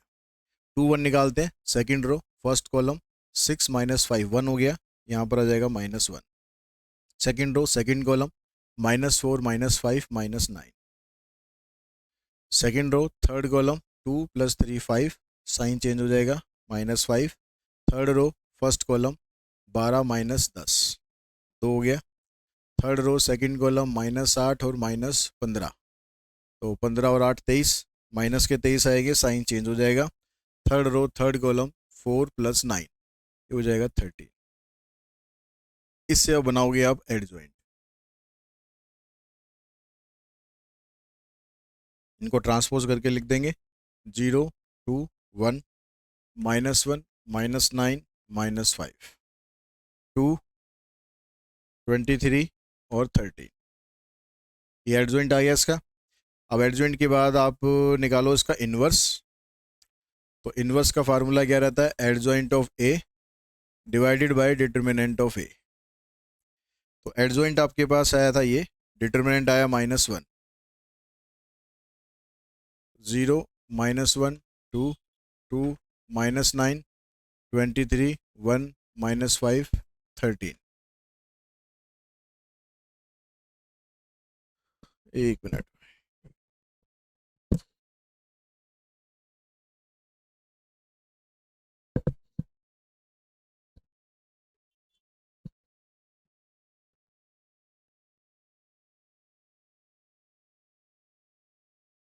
-1 से इसको डिवाइड करेंगे तो -1 है तो उसको डिवाइड करके यहीं पर ही ठीक कर लो। मतलब 0 +1 -2 -2 9 -23 -1 5 -13, ये हो गया। अब इन्वर्स तो हमारा निकल गया। इन्वर्स निकालने के बाद अब कहता है कि यूजिंग ए इन्वर्स, तो आपको इसी इन्वर्स का यूज करना है और इन इक्वेशन को सॉल्व करना है। तो इक्वेशन से देखो कि आपके पास यहाँ पर क्या बनकर आ रहा है। तो 2 -3 5, इसके कोफिशिएंट लो, 2 -3 5 3 2 -4 1 2 1 1 -2। अब ये देखो कि ये जो मैट्रिक्स बनकर आई है या तो ये ए बनेगी या ए ट्रांसपोज बनेगी, इन दोनों में से कोई एक बनेगी। तो देखो यहाँ पर क्या था, 2 -3 5 3 2 -4 1 1 -2, तो ये ए बनेगी, ए बनेगी या उसका ट्रांसपोज बनेगी, दोनों में से कुछ एक। और एक्स मैट्रिक्स बनाएंगे यहाँ से, तो एक्स वाई जेड, और बी मैट्रिक्स हो जाएगी, इसकी कांस्टेंट वैल्यू 11 -5 -3। अब यहाँ से हमारे पास रिलेशन है भाई, ए एक्स इक्वल्स टू बी, यानी एक्स की वैल्यू निकालनी है तो यह आएगा ए इनवर्स इंटू में बी। तो एक्स की वैल्यू निकालने के लिए आपको ए इनवर्स की जो वैल्यू थी ये वाली सीधा पुट कर देनी है वहां पर। अब दोबारा निकालने मत बैठ जाना, नहीं तो मार्क्स नहीं मिलेंगे सही होते हुए भी। तो ये जो इनवर्स आपने निकाला हुआ है यही इनवर्स आपको यूज करना है।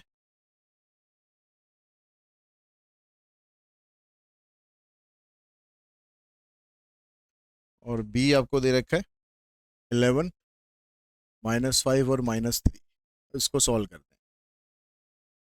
तो यहाँ से 0 -5 + 6, एक हो गया, -22 और -45, तो 22 और 45 ये हो गया आपके पास 67, और 23 से 69, 69 प्लस का हो गया, और 67 माइनस में हो गया यानी 2 आ गया, -11 और -25 36 हो गए माइनस के, 13 × 39, 36 में से 39 माइनस 39 में 36 माइनस करोगे 3 आ गया। तो एक्स की वैल्यू आ गई 1, वाई की आ गई 2, और जेड की आ गई 3। और जो मैट्रिक्स मेथड का क्वेश्चन है वो नॉर्मली बड़े मार्क्स में ही आएगा, 5 नंबर में 4 नंबर में। तो हमेशा चेक जरूर कर लो कि सॉल्यूशन आपका ठीक है या नहीं, कहीं ऐसा ना हो कि किसी गलती की वजह से 5 नंबर का कबाड़ा हो जाए। तो जो आपकी वैल्यू आई है 1 2 3, उनको इक्वेशंस में डाल के चेक कर लो। यहाँ पर 1 डालेंगे तो ये 2 हो जाएगा, ये -3 हो जाएगा, यानी -1 हो गया, -1 और प्लस में सॉरी 2 डालेंगे वहाँ पर, तो ये कितना हो गया आपके पास 2, यहाँ पर आ जाएगा -6, 2 -6 -4 हो गया, 5 को 3 से मल्टीप्लाई करोगे 15, तो 15 में से कितने आ गए थे यहाँ पर हमारे पास, 15 में से हाँ 4 बचे थे ना, 15 में से 4 गए 11। ठीक है, अब ऐसे वैल्यू डाल के चेक जरूर कर लेना, जैसे यहाँ डालोगे तो एक्स की वैल्यू कितनी है 1, तो ये तो 3 हो जाएगा, 2 डालोगे यहाँ पर 2 2 जाइए 4 हो गया, तो 4 प्लस में 3 7, 3 यहाँ पर डालोगे तो 3 4 जा 12, तो 7 -12 -5 आ रहा है, ये भी -5 है, तो मतलब आंसर आपका ठीक है। तो उसमें तसल्ली थोड़ी सी हो जाएगी दिल को कि भैया 5 नंबर तो पक्के हो गए। नेक्स्ट में कहता है the supply function is this, then find the producer surplus when price is 18। तो प्राइस यहाँ पर 18 है, तो प्राइस अगर 18 है तो एक्स की वैल्यू निकालो पहले, तो पी की जगह 18 पुट करो, इन सबको एक तरफ इकट्ठा कर दो, x square minus 5x minus 14। तो इसके फैक्टर करेंगे, एक आ जाएगा x माइनस 7 और एक आ जाएगा x प्लस 2। एक्स की वैल्यू यहाँ से 7 आ जाएगी, यहाँ से माइनस 2 आ जाएगी। तो 7 को तो आप कंसिडर करेंगे लेकिन माइनस को कंसिडर नहीं करेंगे, क्योंकि x यहाँ पर नंबर ऑफ प्रोडक्शन होता है, वो माइनस में कभी नहीं होगी। तो x की वैल्यू 7 आ गई, p की वैल्यू 18 आ गई। अब पूछ रहा प्रोड्यूसर सरप्लस, तो प्रोड्यूसर सरप्लस का फार्मूला लगाओ। अगर ये क्वेश्चन 5 नंबर में आ जाए, प्रोड्यूसर सरप्लस या कंज्यूमर सरप्लस, तो तुम्हारी बल्ले बल्ले है। तो प्रोड्यूसर सरप्लस का फार्मूला क्या रहता है, x not P not minus 0 to x0 और सप्लाई फंक्शन। तो x की वैल्यू आई है 7, p की वैल्यू 18 आपको दे ही रखी है, 0 to 7 x की वैल्यू, ठीक है। सप्लाई फंक्शन आपको ये दे रखा है 4 minus 5x plus x square. तो 7 को 18 से मल्टीप्लाई करोगे तो आ जाएगा 126। इसका इंटीग्रेशन करेंगे 4x 5x स्क्वायर अपॉन में 2 एक्स क्यूब अपॉन में 3, लिमिट है 0 to 7। तो यहाँ पर पुट कर दो लिमिट 126 माइनस, यहाँ पर पुट करेंगे 7 4 जा 28 हो गया, माइनस 5 अपॉन में 2 और x का स्क्वायर करोगे 7 का मतलब 49, 5 इंटू 49 अपॉन 2 प्लस 7 का क्यूब होता है 343 अपॉन 3। तो यहाँ से इसकी ब्रैकेट खोलो, 126, ये माइनस 28 हो जाएगा, ये प्लस हो जाएगा, माइनस माइनस, 5 9 45, 5 चौक 20 और 4 24, ये माइनस प्लस माइनस हो जाएगा, 343 अपॉन 3। 126 में से 28 माइनस करोगे 98 ही आ जाएगा।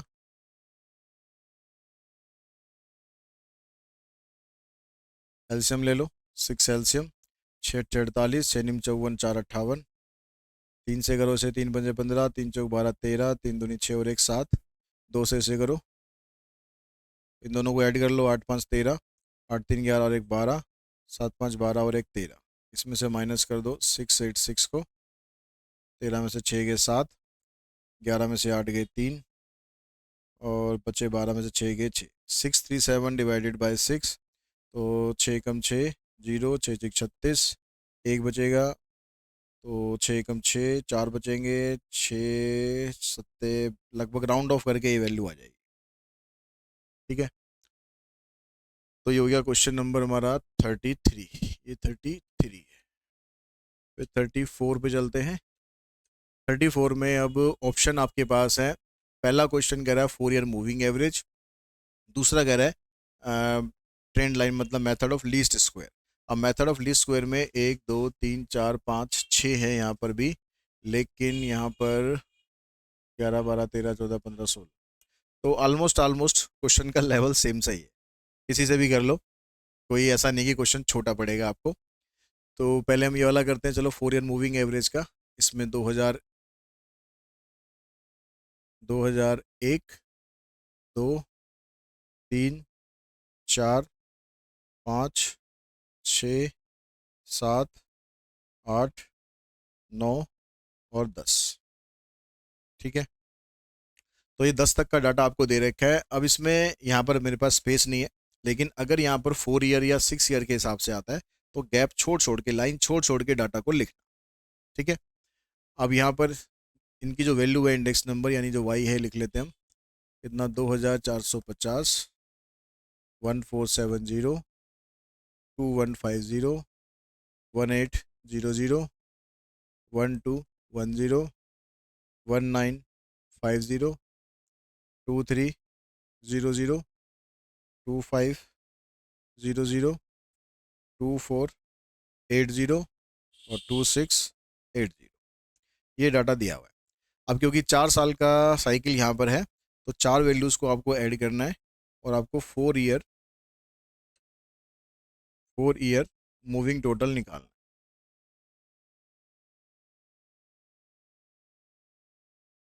तो इन चारों को ऐड करो और इनके लिखना कहाँ है, इन दोनों के बीच का जो आपको स्पेस मिलेगा यहाँ पर, ठीक है, यहाँ पर लिखना है, फिर उसके बाद यहाँ लिखना है। इनका जो बीच का जो स्पेस होगा ना, वहाँ पर आपको वैल्यूज़ लिखनी है, इसीलिए लाइन छोड़ के लिखना, ताकि ऐसे आपको एरो वेरो लगानी ना पड़े, बीच का गैप आपको छोटा ना पड़े। तो यहाँ पर देखो इनको ऐड करो, 5 7 12, 12 5 17, बचा एक, 4 4 8 9 10 और 8 18, बचा एक, 2 4 6 और एक 7, ये आ गया। अब अगली वैल्यू के लिए क्या करना है आपको, इसको 2450 को छोड़ देना है और 1210 को लेना है। तो या तो आप इन चारों का टोटल करो, या जो तरीका मैंने आपको बताया था कि भाई आप इनका डिफरेंस चेक कर लो कि 2450 में से 1210 माइनस करोगे तो कितना कम हुआ।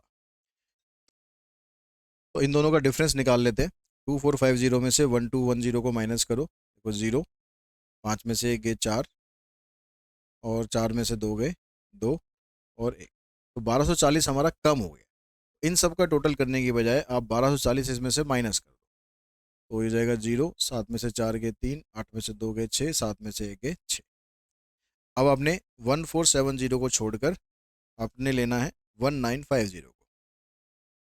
अब यहाँ पर देखो 14 और 5 19, 500, 500 पूरे बढ़ते तो यहाँ 1970 होता, लेकिन यहाँ 1950 है, तो इसका मतलब 500 पूरे नहीं बढ़े, 480 बढ़े हैं, तो इसमें 480 आप ऐड कर दो। तो 0, 8 और 3 11, 4 6 10 और 1 11, और यहाँ पर आ गया ये 7, आ जाएगा 7110। अब उसके बाद 2150 को छोड़कर आपने 2300 लिया है, तो यहाँ से 150 बढ़ गए, 150 बढ़ गए तो इसमें 150 बढ़ा दो, तो ये हो जाएगा 0 और 5 और 1 6, 1 और 1 2 और 7।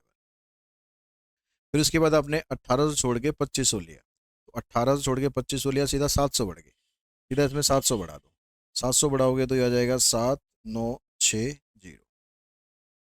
अब उसके बाद ये 1210 को छोड़कर आपको 2480 लेना, कितना बढ़ गया यहाँ पर देखो, 0, 8 और 1 7, और 4 में से 2 गए 2, और 2 में से 1 गए 1, इसको ऐड कर दो इसमें, तो ये आ जाएगा आपके पास 0, 7 6 13, 9 2 11 12, 7 8 और 1 9, 9230। अब उसके बाद आपको 1950 को छोड़कर आपको 2680 को लेना है, इसका टोटल कितना बढ़ गया देखो, 0, 8 और 5 3, 8 में से 5 माइनस करेंगे, 16 में से 9 गए 7, 730 बढ़ गया, 730 इसमें ऐड कर दो, तो ये बन गया 0 और 3 और 3 6, 7 और 2 9। ठीक है, और लास्ट वाली जो चार वैल्यूज है उनको चेक करके कि आपका ये टोटल आ रहा है, ताकि कहीं कोई गलती होगी तो आपको पता चल जाएगा।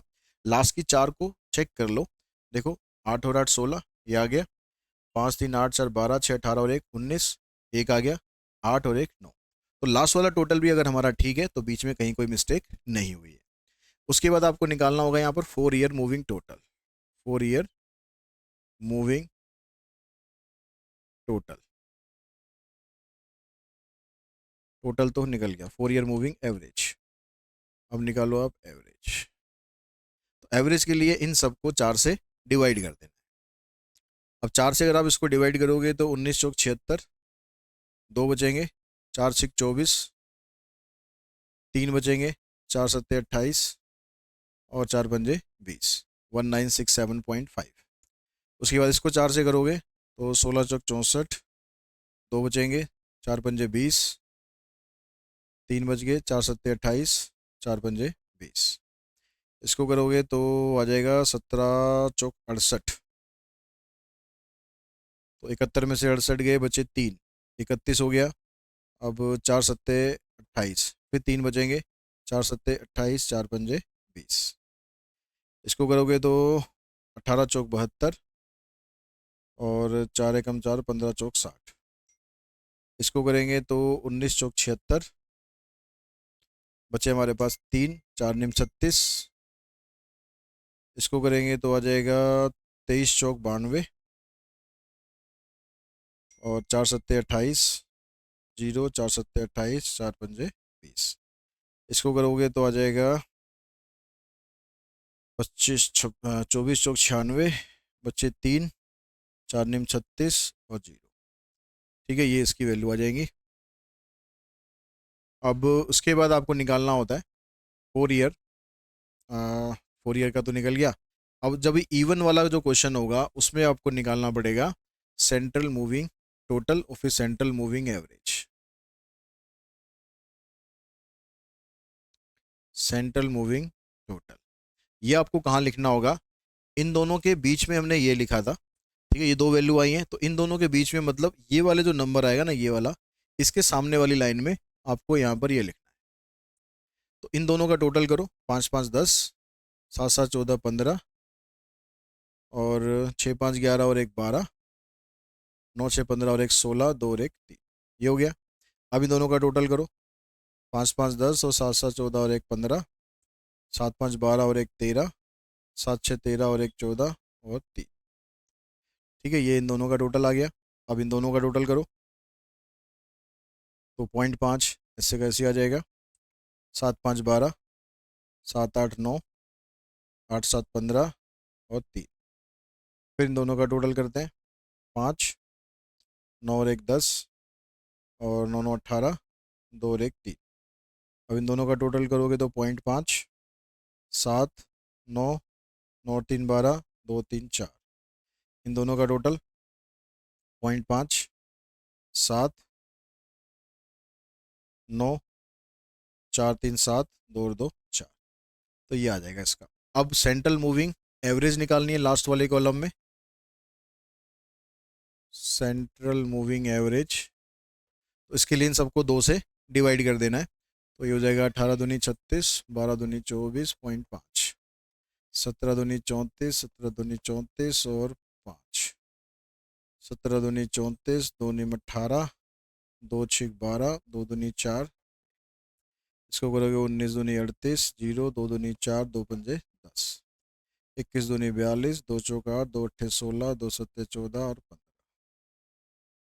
इसका आ जाएगा 23 दूनी 46, 2 नीम 18, 2 अट्ठे 16, 2 सत्ते 14 और 15। तो ये आपके कैलकुलेशन देख लेना, कहीं कोई छोटी मोटी मिस्टेक रह गई हो तो उसको ठीक कर लेना, बाकी करना सब कुछ यही है। उसके बाद जो इसका ऑप्शन वाला क्वेश्चन है उसमें मेथड ऑफ लीस्ट स्क्वायर आपको यूज करना है। इवन नंबर का डाटा है 11 से लेकर 16 तक, तो यहाँ लिखो आप ईयर 2011, 12, 13, 14, 15 और 16, ठीक है। उसके अलावा जो वैल्यूज दे हैं 210, 225, 275, 210, 225, 275, 20, 40, 35, 20, 40, 35, ये आपके पास आ गया वाई। एन देखोगे तो एन आ गया आपके पास 6। तो जो ओरिजिन ईयर होगा या जो मिडल ईयर होगा वो आ जाएगा 2 मिडल ईयर का टोटल डिवाइडेड बाय 2, ये आ जाएगा 213.5। तो जब इवन वाला क्वेश्चन होता है इसको दो मेथड आपके पास करने के, एक एमएल अग्रवाल में दे रखा है और एक सीबीएसई हैंडबुक में दे रखा है। तो सीबीएसई हैंडबुक वाला तरीका प्रेफर करना, वही मैं यहाँ पर आपको करा रहा हूँ। उससे पहले ऐसा करते हैं, इनका टोटल और निकाल लेते हैं। 5 5 10, 5 15, बचा 1, 2 और 2 4, 7 11, 11 और 6 19, 19 और 11 और 6 17, 17 और 3 20, बचे 2।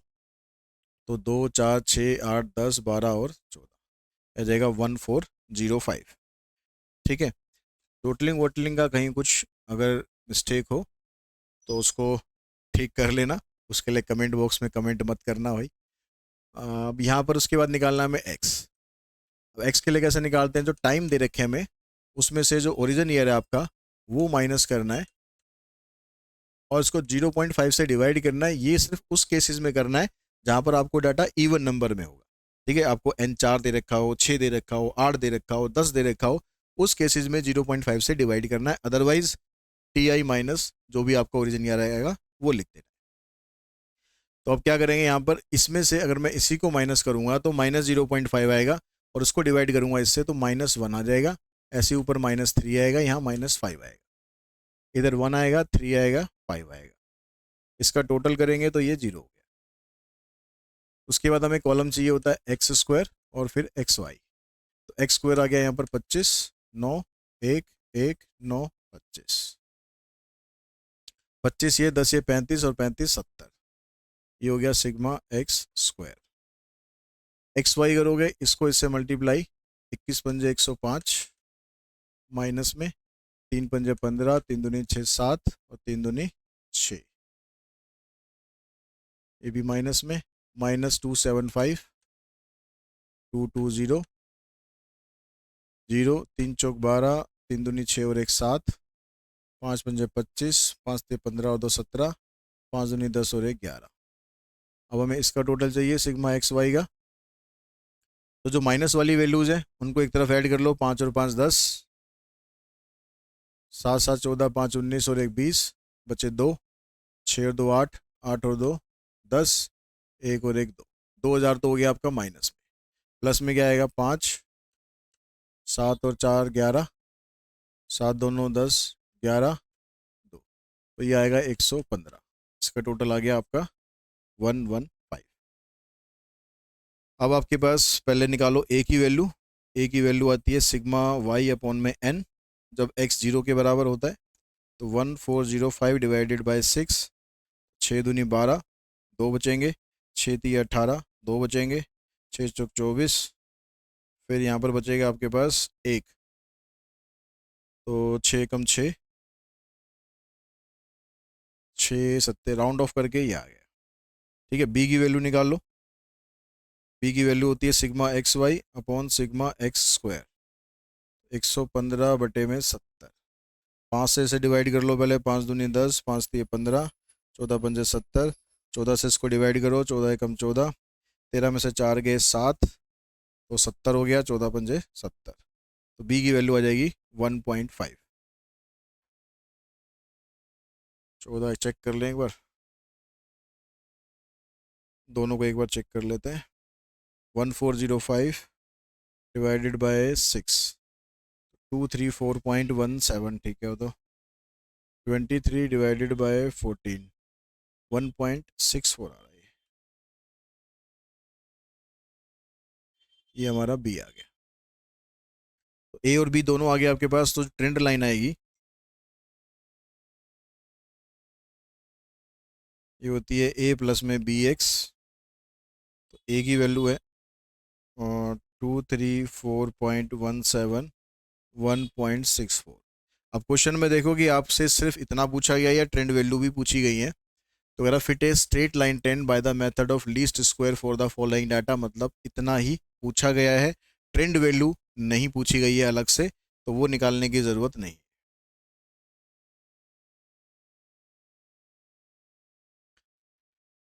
नेक्स्ट क्वेश्चन पे आते हैं। कहता है कि एक मशीन है, ये क्वेश्चन नंबर हो गया हमारे पास 35।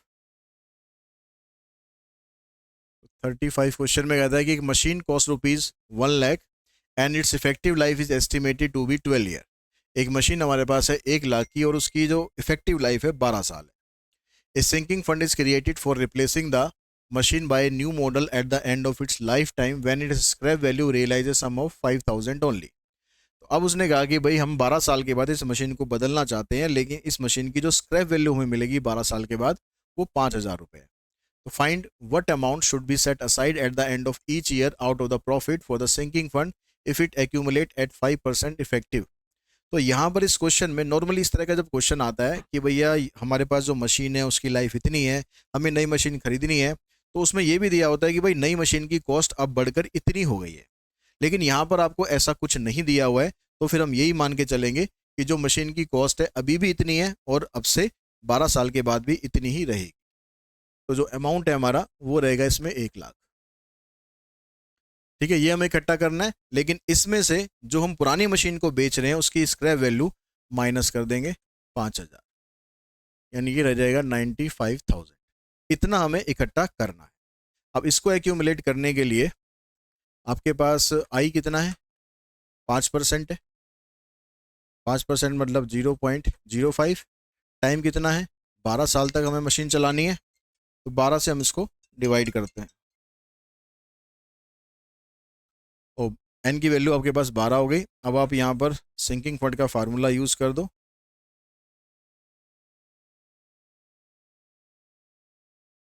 ए आपको चाहिए 95,000, आर आपको निकालना है 1 प्लस आई हो गया आपके पास ये 1 प्लस 0.05 की पावर 12 -1 डिवाइडेड बाय 0.05।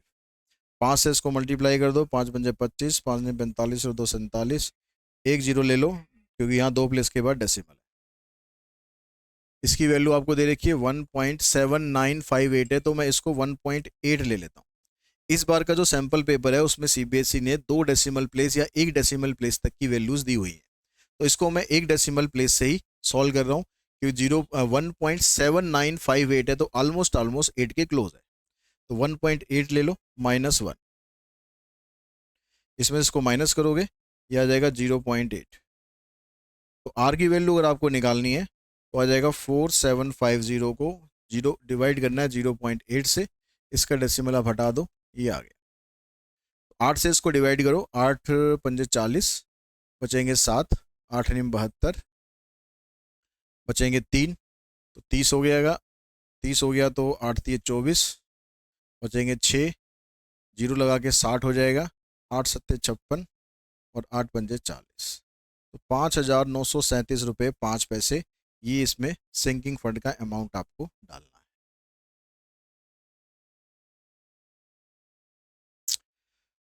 उसके बाद चलते हैं हम सेक्शन ई पर। तो सेक्शन ई में जो ये वाला पहला वाला क्वेश्चन है, ये अब आपके सिलेबस में नहीं है, इसको आप छोड़ सकते हैं, इस तरह के क्वेश्चन।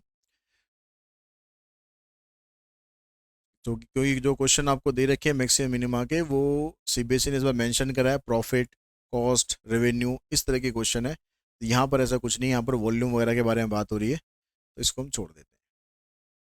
अब ये क्वेश्चन है ट्रांसपोर्टेशन का। ट्रांसपोर्टेशन भी सीबीएसई के सिलेबस में लास्ट ईयर तक लिखा हुआ था कि भाई ट्रांसपोर्टेशन भी उसमें स्पेसिफिकली लिखा हुआ था, लेकिन इस बार के सिलेबस में ट्रांसपोर्टेशन उन्होंने स्पेसिफिकली लिखा हुआ नहीं है। लेकिन फिर भी मैं सजेस्ट करूंगा कि एक दो क्वेश्चन इसके कर लेना, जैसे यही क्वेश्चन है, अगर ये भी आप कर लोगे, अगर ट्रांसपोर्टेशन आ गया, क्योंकि आगे एटसेट्रा लिखा हुआ, ईटीसी लिखा हुआ है, तो वो आ गया तो फिर गड़बड़ हो जाएगी। तो ये ट्रांसपोर्टेशन का क्वेश्चन है, इसको हम कर लेते हैं। इसमें कहता है कि there are 2 factories located, one at a place P and other at place Q. एक पी पर लोकेट कर रही है, एक क्यू पर लोकेट कर रही है। तो यहाँ पर आप इसके पोजीशन ले लो, ये पी और क्यू, ठीक है। अब ये कह रहा है कि from this location a certain commodity is to be delivered to each of the 3 depot situated at A B C. A B C पर 3 डिपो हैं, तो डिपो आपको ऐसे बीच में लेने हैं। The weekly requirement of the depot are 446। इसकी जो रिक्वायरमेंट है 4 यूनिट की है, इसकी रिक्वायरमेंट भी 4 यूनिट की है, इसकी रिक्वायरमेंट भी 4 यूनिट की है। इतना इतना इन्हें यहाँ पर चाहिए। और जो कैपेसिटी दे रखा है, while the production capacity of the factory eight P and Q R 9 and 5। इसकी जो प्रोडक्शन कैपेसिटी है 9 यूनिट की है, इसकी 5 यूनिट की है।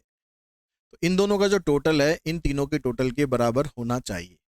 4 4, ये लास्ट में है 6, तो 6 4 10 और 4 14 और 9 और 5 14, दोनों की कैपेसिटी बराबर है। ये पी है, ये क्यू है, ठीक है, ये ए हो गया, ये बी हो गया और ये सी हो गया। अब पहले तो आपको बाकी क्वेश्चन आगे बढ़ने से पहले आपको यहाँ पर वैसे इसने फिगर हमें बना के दे रखी है, ये फिगर बना के दे रखी है, पर ये छोटी है तो इसको हम यूज़ कर नहीं सकते, इसलिए हमने वो बना लिया अलग से। ये कह रहा find in term of x and y how many unit of commodity be transported from factory P to depot C. P से सी पर कितना ट्रांसपोर्टेशन हुआ, ये हमें बनाना है, ठीक है। अब पी से सी पर कितना होगा, तो हम क्या करेंगे, हम यहाँ से मानते हैं कि यहाँ से आपका हो गया एक्स ट्रांसपोर्टेशन, ठीक है। यहाँ पर इसने क्वेश्चन में दे रखा होगा कि at x unit and y unit of the commodity be transported from factory P to the depot A and B. तो यहाँ से x गया और यहाँ से y गया इसको, तो जो C के पास जाएगा कितना जाएगा, इसके पास 9 यूनिट था, 9 में से दोनों को माइनस कर दो, 9 माइनस एक्स माइनस वाई। तो जो आपके पास जो पहला पार्ट था कि find in term of x and y how many unit of commodity be transported from P to C, तो वो आ गया 9 माइनस एक्स माइनस वाई। फिर आगे क्या पूछ रहा है, how many unit of commodity be transported from factory Q to A B C। अब Q से जो हम ट्रांसपोर्ट करेंगे A के पास, B के पास और C के पास, वो कितना होगा। अब देखो A की जो रिक्वायरमेंट थी वो थी 4 यूनिट, इसको X यूनिट यहाँ से मिल गया, तो बाकी का ये यहाँ से ले लेगा, कितना बनेगा 4 माइनस एक्स। इसकी रिक्वायरमेंट भी थी 4, Y यूनिट यहाँ से मिल गया इसे, तो यहाँ से कितना लेगा 4 माइनस वाई। इसकी रिक्वायरमेंट थी 6, 6 में से इतना मिल गया इसे, तो 6 में से इसको माइनस कर दो, तो ब्रैकेट खोलोगे तो x और y प्लस के हो जाएंगे और ये माइनस हो जाएगा, x प्लस वाई माइनस 3। तो ये तीनों आपके सेकंड पार्ट के आंसर आ जाएंगे, 4 माइनस एक्स, 4 माइनस वाई और x प्लस वाई माइनस 3। फिर आगे कह रहा है कि using first and second find a total transportation cost z। अब ट्रांसपोर्टेशन कॉस्ट आपको बनानी है, कॉस्ट के लिए आपको ये टेबल दे रखी है, ठीक है। अब यहाँ पर ये कह रहा है कि भाई जब आप P से ट्रांसपोर्ट करते हो A के पास तो 160 रुपए की कॉस्ट है। तो P से हम जो A में ट्रांसपोर्ट कर रहे हैं वो x यूनिट ट्रांसपोर्ट कर रहे हैं, यानी जब z इसका बनेगा तो x को 160 से मल्टीप्लाई कर देंगे, 160x प्लस P से जब B को ट्रांसपोर्ट कर रहे हैं तो कॉस्ट आ रही है 100 रुपये, तो 100 को मल्टीप्लाई कर देंगे हम y से, प्लस P से जो ट्रांसपोर्ट कर रहे हैं तो 150 है तो 150 से इसको मल्टीप्लाई कर देंगे, प्लस Q से जो ट्रांसपोर्ट कर रहे हैं इतना तो इसकी कॉस्ट है 100 रुपये, तो 100 से मल्टीप्लाई कर देंगे हम इसको, प्लस यहाँ पर ट्रांसपोर्टेशन कॉस्ट है 120, तो 120 को मल्टीप्लाई कर देंगे 4 माइनस वाई से, फिर यहाँ 100 रुपये है, 100 को मल्टीप्लाई कर देंगे इससे। तो ये सारी ब्रैकेट को आप सॉल्व कर लेना, 160x 100y 15 ने 135, 150x 150y 400, 100x और 12 चौक 48, 120y 100x 100y और 300। अब यहाँ से देखो x वाली टर्म्स कौन कौन सी हैं। एक तो ये minus 100x plus 100x cancel कर दो, 160x में से 150x माइनस करेंगे तो 10x बच गया। y वाली टर्म 100 इधर होगी और 100 इधर होगी, 200 होगी, 200 में से 150 माइनस कर दो, 50 रहेगी, 50 में से 120 माइनस करोगे तो -70 आ गई।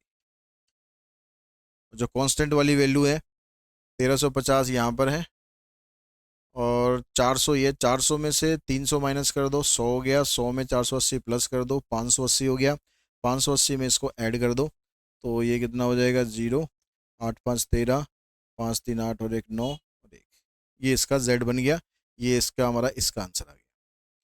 अब using first and second find the constraint inequality for minimum cost of z। तो कंस्ट्रेंट हमें बनाने, कंस्ट्रेंट आपके ये बनेंगे, ये जो जो जो हमने सप्लाई करी है ये कंस्ट्रेंट्स है। तो पहला कंस्ट्रेंट ये बनाओगे, x की जो सप्लाई होगी तो ये कितना हो जाएगा, मैं यहाँ पर लिख लेता हूँ इसका answer, x greater than equals to 0, ये पहला कंस्ट्रेंट आ गया, क्योंकि जो सप्लाई होगी ना आपकी वो हमेशा 0 या 0 से ज़्यादा ही होगी, कम नहीं होगी। तो दूसरा है y greater than equals to 0, तीसरा आ गया 9 माइनस एक्स माइनस वाई, इसमें अगर मैं 9 को उधर ले जाता हूँ तो आ जाएगा -x minus y greater than equals to -9, और माइनस माइनस सभी में से हम कॉमन निकाल देंगे तो ये बन जाएगा आपके पास, इसको यहाँ से हटा ही देते हैं ना, तो ये बन जाएगा x plus y, minus minus common निकाल दिए, x plus y, sign change हो जाएगा 9, ये बन गया आपका थर्ड। फिर उसके बाद ये जो 4 माइनस एक्स है इसको भी आप ऐसे ही करोगे, 4 को उधर ले जाओगे तो साइन चेंज हो जाएगा, फिर 4 माइनस वाई तो -y -4, ये फिफ्थ हो गया। लास्ट वाला x प्लस वाई -3, तो इसमें सीधा बस 3 को उधर ले जाओगे तो ये इसके कंस्टेंट बन जाएंगे। तो इस तरह से ये सॉल्व हो गया। पूरा सॉल्व नहीं करना था, बस केस स्टडी में जो जो चीज़ें पूछी गई हैं वो हमने यहाँ निकाल दी। पूरा सॉल्व अगर करना होता है तो इन सब का ग्राफ बनाया जाता है, फिर जो वैल्यू निकलते हैं कॉर्नर पॉइंट उसको जेड में पुट किया जाता है, तब जाके आता है, तो क्वेश्चन बहुत लंबा हो जाता है वो, तो होपफुली ये क्वेश्चन अब आएगा ही नहीं।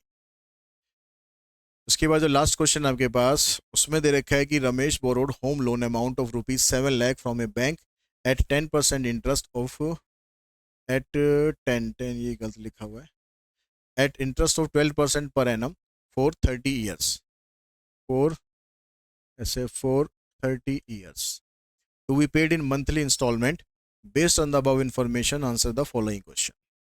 तो P क्या है?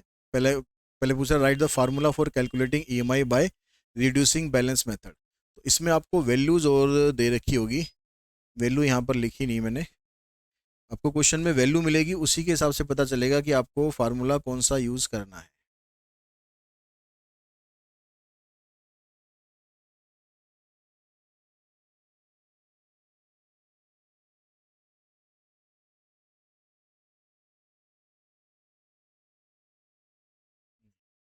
वैल्यूज दे रखी है इसमें 1.001 की पावर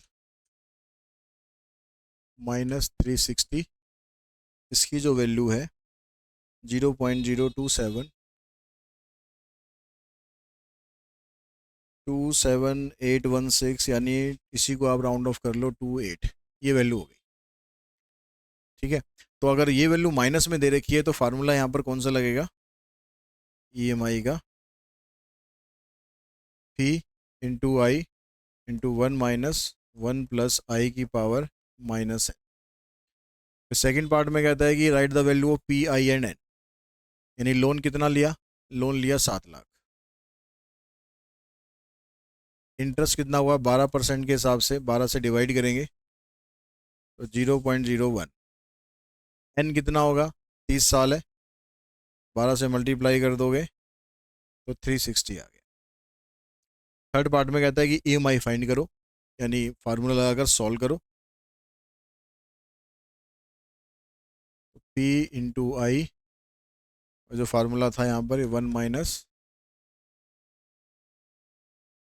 P हो गया आपके पास 7 लाख, आई हो जाएगा 0.028 डिवाइडेड बाय 1 माइनस 1 प्लस 0.01 की पावर -360। आई कितना है? 0.01, 0.01, इसको इससे मल्टीप्लाई करोगे, ये रह जाएगा आपके पास 7000, नीचे 1 माइनस 0.028, 7000 को डिवाइड कर देंगे, 10 में से 8 गए 2, 9 में से 2 गए 7, 0.972 से 7000 को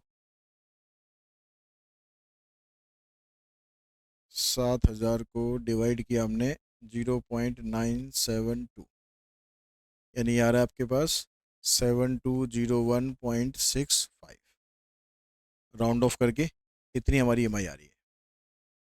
उसके बाद फिर नेक्स्ट पार्ट में कहता है if the loan is to be return in 20 years find EMI, अगर 20 साल में है तो EMI फाइंड करो। तो यहाँ पर 20 के हिसाब से आप निकालोगे, ये तो हो जाएगा 7 लाख, इंटरेस्ट वही रहेगा 1 माइनस 1.01 की पावर, 20 को 12 से मल्टीप्लाई करोगे तो 12 दूनी 24। अब इसकी वैल्यू दे नहीं रखी है, इसकी वैल्यू नहीं दे रखी है, तो आप इसको बस ऊपर वाले को सॉल्व कर देना, ये हो जाएगा 7000, नीचे इसको आप ऐसे ही छोड़ देंगे। अगर वैल्यू दे रखी होगी तो कैलकुलेट कर देंगे, नहीं दे रखी होगी तो ऐसे ही छोड़ देना। ठीक है, तो इसी क्वेश्चन के साथ ही ये जो पेपर है हमारा ये फिनिश हो गया है, और होपफुली थोड़ा सा आइडिया आपको लग गया होगा कि आपके एग्जाम में किस तरह के क्वेश्चंस आपको फेस करने को मिलेंगे। तो कितने क्वेश्चन आप इस पेपर को करने में कंफर्टेबल है, उस हिसाब से आपको पता चल जाएगा आपकी तैयारी जो है वो कितनी है। तो उम्मीद करते हैं कि आपका पेपर बहुत अच्छा होगा। आप सभी को हमारी तरफ से ऑल द बेस्ट।